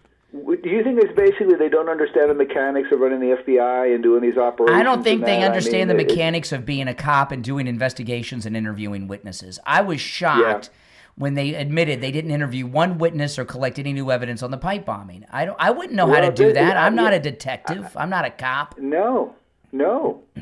Now, again, let's talk about Tom. Would Tom Homan be putting up with this nonsense in Minnesota, not even knocking on doors, not even checking these things out? I mean, and I got to tell you, Kristi Noem, she's already got. She put out a video on her Twitter. She sent out some Homeland Security investigators are in Minneapolis knocking on doors, and she put a video up there. And I saw the video. I know a lot of you have. They were asking all the right questions. They were all about who's running the place, who's cashing the checks, kind of questions. But I don't see this going on with the Kash Patel's team. Well, I tell you what's really upsetting to me. These were our guys. These are the guys we wanted in there. These are the guys we trusted. We had total confidence in them. And unless there's some sting operation we don't know about and it's top secret, I don't think so. This has been very disappointing. Well, by three of our top guys. Listen, I like them both. I do too. I mean, is my theory that they padded up their abilities? Is that far-fetched based on what we've seen? I don't want to be right about any of this. I don't either, but are we going to see some replacements coming? Because we already have one for, I would not be surprised. They brought in, see, I don't buy that Dan Bongino just left. I don't accept that. I think he very well may have been fired. They brought in a couple months ago another deputy director of the FBI, which is a new position. There's only been one throughout history since Hoover's boyfriend. Okay, what was his boyfriend? Yeah. What was Hoover's boyfriend's name, Steve? That he's buried with Tillman. Yeah, I can't remember. Do you remember the name, Steve? No, I don't. Tillman, I can't remember. And he's buried. He's in the same crypt with Hoover, isn't he? His boyfriend. Was he the deputy? But anyway, this deputy director that they brought in, he may end up kind of being the director. Maybe you know what I mean. He might be running the whole thing. Well, the other thing is we've lost quite a bit of time here too. Everything was ready to go. We had the guys. Tolson was Hoover's boyfriend. Clyde Tolson. Right, Tolson. Thank you. Somebody in the chat. Yes, Tolson. Not Tillman. Tolson. But where's the body of work on this Minnesota disaster? I mean, this is just an abomination. Nick Shirley has it. Nick Shirley has it. Yeah, Nick Shirley's got it. See, Kash Patel's guys should have been the ones walking around with the guy that Shirley was walking around with, knocking on doors. Well, wouldn't you think that Kash Patel would go down there just to get on camera in Minnesota, just to see that he's, interested in what's going on? I mean, I've seen him in a couple of times in press conferences, and it looks like he's getting, like he's out of the picture, like on the shooting of Charlie Kirk. Mm-hmm. He was like marginalized in that. Now he's really getting marginalized in this to the point like, well, is he even aware anything's going on there? He should be taking charge of this. He should be a big presence on television talking about this and what they're doing. Yeah. There's nothing. There's nothing coming out. So and you know this thing. See, you can get warrants to stop that just stop people from destroying evidence. There's no reason you cannot get a warrant to do that on Ilhan Omar husband's office, his wherever he has businesses, and the home where he has a home office, because he's obviously destroyed evidence. Well, wouldn't you think that our FBI in Minnesota would be, the home office would be out there first thing checking on this, at least looking at it, at least have a presence there?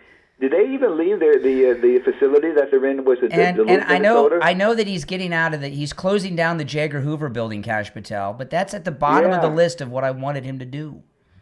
Yeah, they can do that anytime. All right. Listen, we got to run. Go ahead. Take your break, Brian. Oh yeah, we got to break. All right, if you're on hold, stand by. It's the Steve Kane Show. I'm Brian Craig. Steve Kane, of course, is here. Our number is toll free 888-465-2631. 888-465-2631. We'll be right back. All right, I'm going to put you on hold, Steve. Hold on.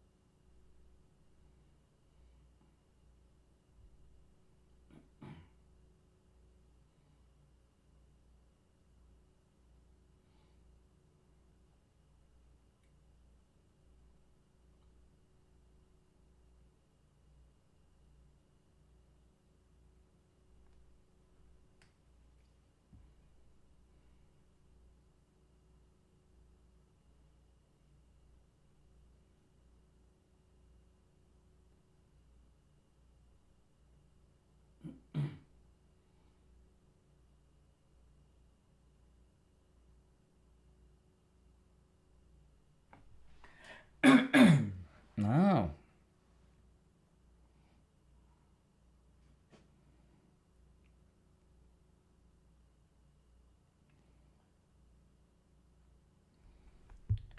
All right, Steve, you there?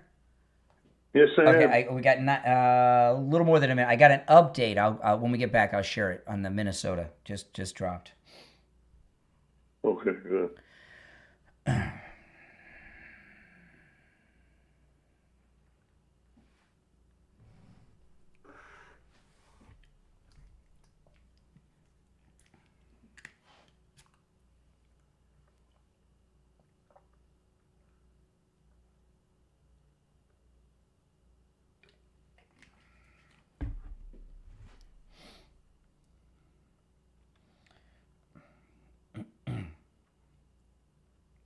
Gosh darn it. Okay.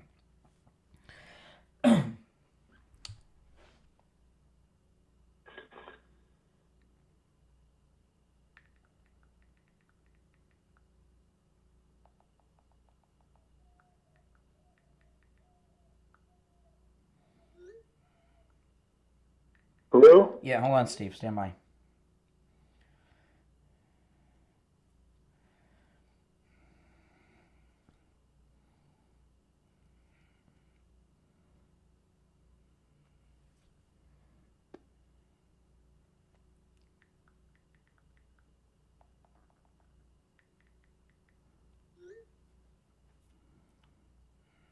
Hello? Yeah, stand by.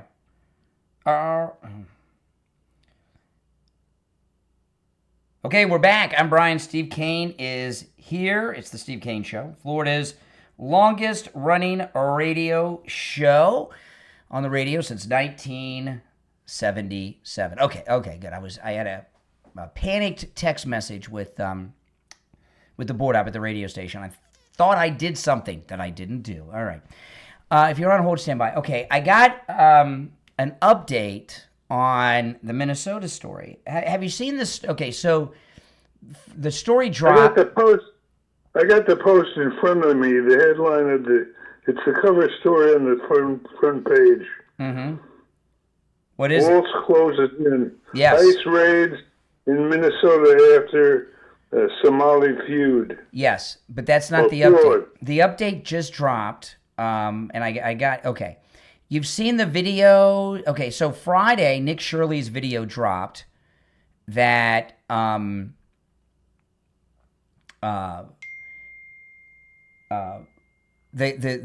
child care facilities didn't have kids in them, right? And then today, you're seeing the videos of the Somalis taking the kids to the daycare. Those videos are from 2015 and 2018, not yesterday. So they didn't, so there's still no kids in the child care facilities. And this was all I saw these videos yesterday all over the internet, and they were saying that was Monday. No, they did not take kids. So there's still childless child care centers. Those are videos. It seems like to me like they're nailed pretty well, from what I'm reading in the paper, the overview. Yeah, but see, it's not the Somalis you wanted. We just want them deported. It's Tim Walz and the Democrats in Minnesota. See, Steve, I think Tim Walz was picked to be Kamala's running mate to bring this Medicaid fraud thing as vice president to every state in the union. I think the Democrats made him the running mate, thinking as vice president he could get this going in all their states. Yeah. So the one you don't want this. We want to get the Somalians out of their fraudulent businesses. We just want to deport them. Okay. The real criminals are the Democrats. These Somalis didn't set up this operation. They didn't set up these the Democrats, Tim Walz, and the people under him set up these operations. When you have a child care center, some of them are autism centers, and there's some other things.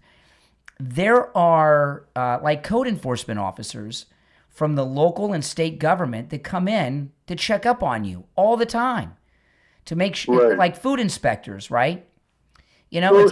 Yeah. So there's a lot. Well, they have these office holders. So there's a lot of lower level people at the local, county, and state level that have been signing off on this fraud for years, meaning they are a part of it. There's so many. These are the ones you need to go after. And then you go up the hill all the way to Tim Walz and Ilhan Omar. The people at the facilities, they're just the workers. So to get back to what I was saying, don't you think we're being prematurely unfair to Bongino and his crowd? Well, Bongino's not a part of it. He quit. So so he's out. What I mean. Cash Patel and Bondi, once they make a major arrest of a high profile person whose name we already know, then they'll be redeemed. But I mean, if one is to believe the paper, would indicate that they're about to do just that. Yeah. It seems everything's ready to pop. Yep. And the timing is right on the election. Yeah. Well, the awareness is, but I'm not so sure about the arrest part of it. That's where. Well, so that's where we come in. We're here to hold them accountable. That's what we're doing. Yes, all we can do is expose it. We can't do the arrest. It takes Cash Patel to do the arresting. But I read this morning over 200 million have seen Nick Shirley's report now. Over 200 million. That's pretty much like every adult in the country.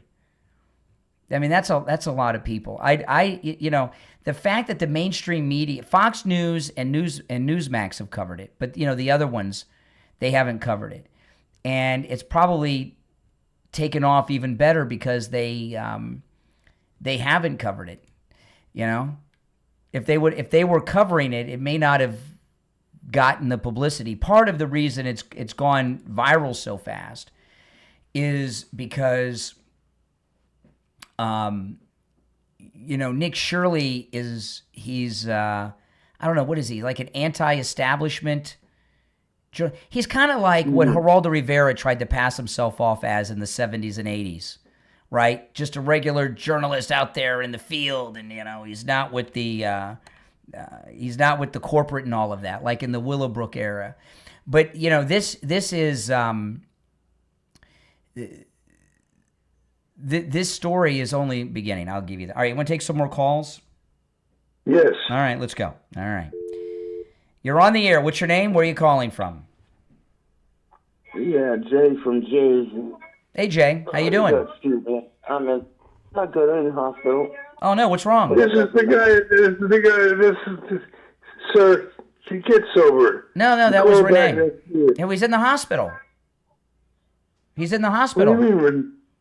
That's the guy that you hung up on and banned. No. That was Renee from Harlem. This is Jay from Jersey. I know they sound alike. What are you in the hospital for, Renee? What does that matter? Is it that bad? For. Well, we just committed to it. We're trying to wish you good health for the new year. I mean, what does that matter? Yeah, whatever. Is it a rehab or a hospital? I wouldn't need to be in one of those, so that's beside the point. Why don't we talk about what I called for? Let's see if y'all two nuts can do that. Now, y'all talking about the people that Trump put in place. You bragged and said, oh, that's the best person. Oh, they're so good. Oh, yeah, he did a good job picking. But when I said there was all a bunch of nuts that he put up in there, TV people off the TV, a bunch of fools, people that didn't know what these Democratic politicians didn't understand that. What? You're talking about these Walsh and these Democratic politicians, the crooks? Why? Hello, Jay. Okay, listen to this, Steve. How come your eyes and ears and somewhat of a brain can see corruption, but you can't see all the stuff that's being the corruption and the money that's being hustled through the White House? I think I heard the heart monitor beeping. I think your heart's starting to beat faster. I heard a monitor go beep. No, it's because I moved my arm from my IV. If I move my arm from my IV, the thing goes off. Oh, okay. Is that okay with you? Are you sure it's not? Is it an IV or an ankle monitor? No, you would be wearing that. The man who goes there was a pause. In the morning all there was the a time. pause. Renee, what can we do for you? I asked you a question. I think what we can do is to hang out and to let you resume normal breathing. Yeah, and get back to your IV. What are you in? Are you okay? Are you going to be okay? No, he's not. Does he sound okay? No, he doesn't sound okay. No, he's not okay. Ring for the nurse. Oh my goodness! Come on. I let him go. You know, this is crazy. You got a guy. This is how bad Trump derangement syndrome is. You're just going to hang up on him like that? Leave him sitting there having a stroke? He's got monitors. I heard beeping going on. He's monitored. Why would he not? I asked him what he was in the hospital for, and he says, "What does that matter?" Why would he be so upset asking that question? What could he be in the hospital for that he doesn't want to share? Any ideas, Steve? I don't know. No. Oh my I get a couple guesses, but yeah, I don't know. Nothing definitive. That's how bad the Trump derangement syndrome is, right? Here you got a guy in a hospital bed in New Jersey. He's got an IV. He's obviously a little doped up from whatever he's getting. He's tired. He's not doing well. You never sleep well in the hospital, and he's still hating on Trump and mad at us, right? I mean, gee whiz, that Trump derangement syndrome. It rots people's brains, man. All right, hold on. Let me answer these calls. All right, you want to take some more calls? Sure. All right, we're kind of like becoming therapists here this week. This is nowhere to go but up. Well, that's for sure. All right, let's go. You're on the air. What's your name? Where are you calling from? Good morning, Brian. This is Bill from Sanford. Happy New Year to you and to Steve and families. Hey, William. I have a different opinion about Pam Bondi and Cash Patel. Okay. I'm more frustrated than disappointed because they can't talk about what they're doing. And we don't know what they're doing. And if we ask them, we'll probably get it. They can't talk about it. It's an ongoing investigation. They are impaneling a new grand jury in Fort Pierce in the first 10 days, I think, of January. Yes. And according to, I think it was Mike Davis, that this is going to be something really revealing once they get that jury impaneled. Correct. So it's hard to say they're not doing their job when they can't talk about what they're doing. That's really frustrating. And I can understand. Well, but hold on. But no. I agree with you, and I am impatient. I will give you that because I want them to do what, I want them to do it. But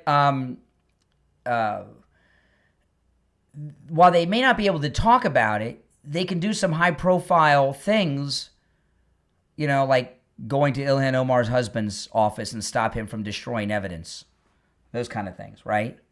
Well, yeah, I don't know why they're not coming out and doing raiding, but they have to have probable cause. But ever raiding, the Minnesota's governor's office and his home. Yeah. But and obviously, listen, this fraud being done through the Medicaid is done. It's federal money, but it's done through the state, right? They dispense the funds. So whatever the offices are that send the money to these childless child care centers and these other things that Nick Shirley, they can't send people into there and seize their records. I don't know why they can't. I mean, of course they could. They went after Spiro Agnew when he was vice president. They should be able to go after the governor. Sure. And when they went after Spiro Agnew, now again, I was a baby, but they do have these history books. What they went after Spiro Agnew on was allegations of bribery, but back at the state level. When he was in state government. It wasn't even federal level, and it was very high profile. And then they went after the president too. But this is come on. It's at slow pace, unfortunately. Slow pace.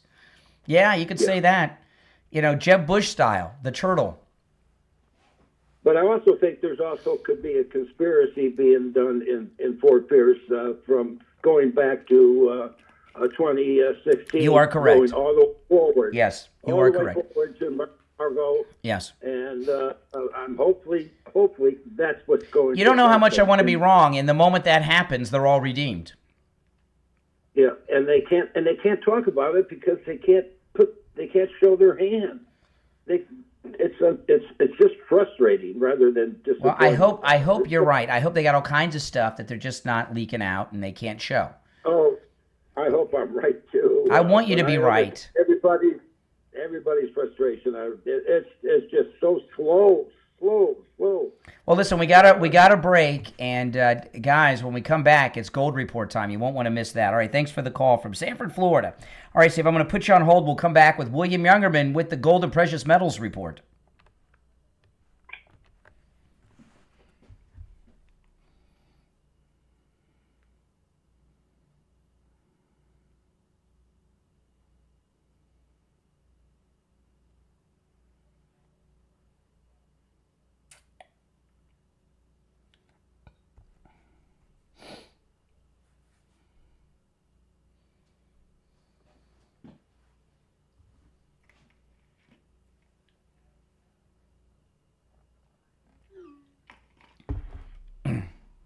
Okay.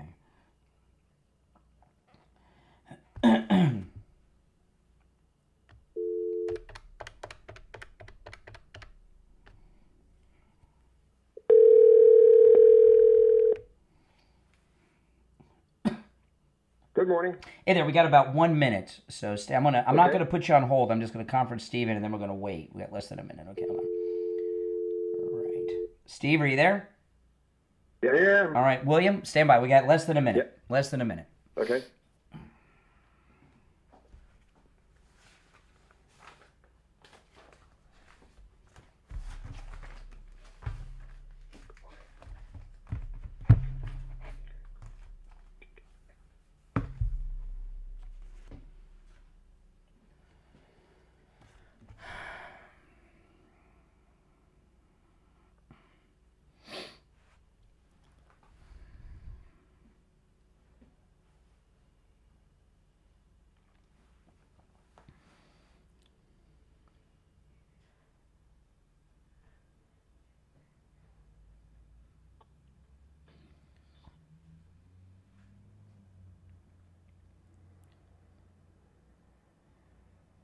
All right, we're back. It's time to check in with William Youngerman from the offices of William Youngerman Incorporated in Boca with the Tuesday Gold and Precious Metals Report. William Youngerman, how the metals looking today? Metals looking up a little bit today after yesterday's major pullback. After we've had major run-ups, all new kind of record highs taking place on last Friday, and of course profit taking coming in yesterday, plus the thin trading with many market makers and marketers taking off for the holidays. We saw some nice pullbacks, and we're really proud of our Steve Kane listeners because they were lined up all day long yesterday, taking advantage of the fire sale on all of the precious metals. So that's really great that they did so. Gold yesterday trading in a range as high as $4,550. And then coming off that high from Sunday night to close down, get this, $202.70 at $4,330.20 the ounce on the close yesterday. We have seen $200 days like this before in this market that we've been building on for all year. So a $200 correction with gold up at $4,500 is not really unusual, or certainly not anything to be concerned about. Silver dropped $7.50 after gaining over $8 last week, giving back those gains and closing yesterday at $72.10 the ounce, down $7.57. Platinum was down $344 at $2,107. But keep in mind, when we recommended platinum earlier this year, it was $900. So we are still well over double what we were at the beginning of the year. Wow. And palladium was down $304 at $1,618. Overnight, we saw gold trade in a range of $43.23 all the way up to $44.05. Right now, we're at $4,380. That's up $48.60. Silver's at $75.60 the ounce. That's up $3.50. Platinum is up $108 at $22.15. And palladium is up $14 at $16.32. So the dip and the correction may not last very long, but I was very proud to see Steve Kane listeners lined up yesterday to take advantage of that sale. And I do appreciate all the business that we've enjoyed with all of our Steve Kane listeners throughout this year, as well as the fact that their patience has been really wonderful while they're keeping all four of our traders very, very busy during the day. Well, that's awesome to hear. You know, and I imagine you're getting a lot of people, I imagine, that have never been involved with the metals before now, right? We are. Yes, indeed. We have a lot of new buyers. You know, anytime you do something new, you know, it's an unknown. So when people that have never bought a gold or silver coin in their life, they know nothing about the metals other than hearing your reports on the program. How can you help them with that transaction when they come there? Because they probably don't know, I want gold, I want silver. They don't know what particular, if they want a bar, if they want a coin, if they want an ounce, if they want 100 ounce. You know, how do you handle it when somebody comes in that's never bought the metals before? We take as much time as they need to feel at peace about doing what they are doing and doing business with us. One thing we truly believe in is educating our customers, and that's one of the reasons why we have the show with Steve Kane, because we want people to become informed buyers, and we want them to be long-term customers. Many of our customers have been with us for over 50 years, and if we can establish a relationship with our people, we really like to do that. So ask all the questions you want, and if you don't get all the answers, give us a call, and we'll be glad to talk to you. Okay, so today you're open normal hours, and tomorrow by appointment? We're open normal hours today. Tomorrow we'll probably be open until 2 o'clock, but just call before you come. We might be open all day. I don't know how the day's going to unfold. And then Thursday and Friday closed? Thursday and Friday closed. Possibly on Friday, again, open by appointment, so give us a call. Okay, so give William Youngerman a call. He opens up at 10 a.m. The number's 1-800-327-5010, 1-800-327-5010. His address is 150 East Palmetto Park Road in Boca, on the first floor of the Bank of America building, immediately east of US 1 Federal Highway on the south side of Palmetto Park Road. And you can find both his address and phone number on his website, williamyoungerman.com. All right, William Youngerman, we'll talk tomorrow. Have a great day. Thank you. All right, take care. All right, you back with us, Steve? Yes, I am. Oh, my goodness. The metals are on fire. Oh my goodness, it's so exciting. Yeah, so no, this is a great time. So the press conference that the president had yesterday with Netanyahu, we did our first land strike. Hold on, let me put your way into these lines. We did our first the first land strike on the cartels in Venezuela happened a few days ago over the Christmas weekend. Right. And it was at wherever they're launching the boats from. I mean, and a lot of people are saying he's starting another war. Ronald Reagan started the war on drugs. President Trump is ending another war. The drug importation of the country is down over 90%, he said again yesterday, over 90%. And all this talk of inflation and prices going up or going down, I'd love to know what the prices of illegal drugs are today as compared to a year ago. And how much, because the supply is in such short supply, the prices, he's basically put the junkies in a national rehab. They can't afford to buy the drugs, right? They can't afford it. Thought of it that way. Yeah. All right, let's go back to the phones. You're on the air. What's your name? Where are you calling from? Hello? Yeah, you're on the air. Yeah, what's your name? Where are you calling from? Hey, it's IB in Broward. Good morning. Hey. Brian.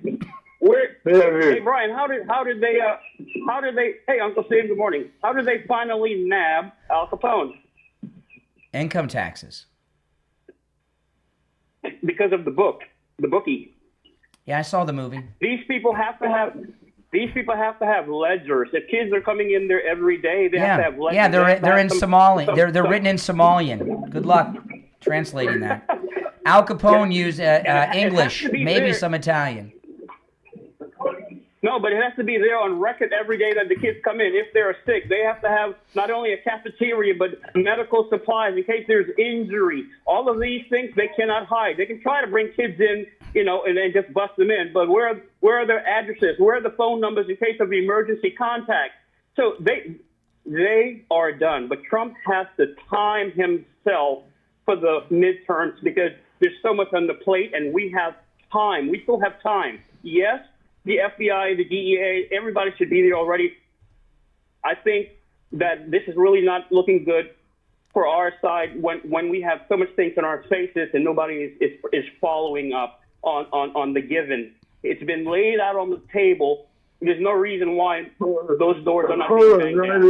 I'm a little confused here. I've got today's New York Post in front of me, and they're talking about they're doing raids and everything. They're actively involved in this investigation. Why do you say that? Are you talking about raids in Minnesota on these daycare centers and these artistic? And what about all of these open? I haven't seen any federal agents go in. When did that happen? Well, pick up the New York Post and take a look at the record. It's all in the Post. Who led the charge on that? I don't know. Tonto. I don't know. It's a weird question. Are you sure you read? Are you sure you read in the New York Post that they have federal agents in Minnesota? Yeah, I've seen it. I've seen videos. Yeah, I've seen. Yeah, I've seen videos. The headline, to be exact, the headline is Walls closes in. Yeah, no. Yeah, they are. They are. They've moved FBI there. Nick, there's Homeland Security agents. Yeah. If the New York Post says that, you know they have inside sources, so we got to run with that. If there's ever a liberal paper that would say such a thing, we got to run with that. That gives there's a lot of Republicans in Minnesota too. I don't get you. I mean, what more can they do than make the front line headlines of the paper with the stories? Okay, that's cool. All right. But I just admitted I didn't know that, and what I said was the fact that it's a liberal newspaper. That's great. That's awesome. That's good for us. But this is what I. But here's the thing. What I mean saying is important though. What? It's true that it's been a long time. This investigation went on years ago. Mm-hmm. I mean, it's an old investigation. It's not a new one. They're picking up where they. Do you think the left off? Hey, IB, we got to run. We're running short on time, and we don't have much time, Steve. But New Year's parties, New Year's Eve parties. I could think of no better place to cater your New Year's Eve party than Wings Plus in Coral Springs. What about you?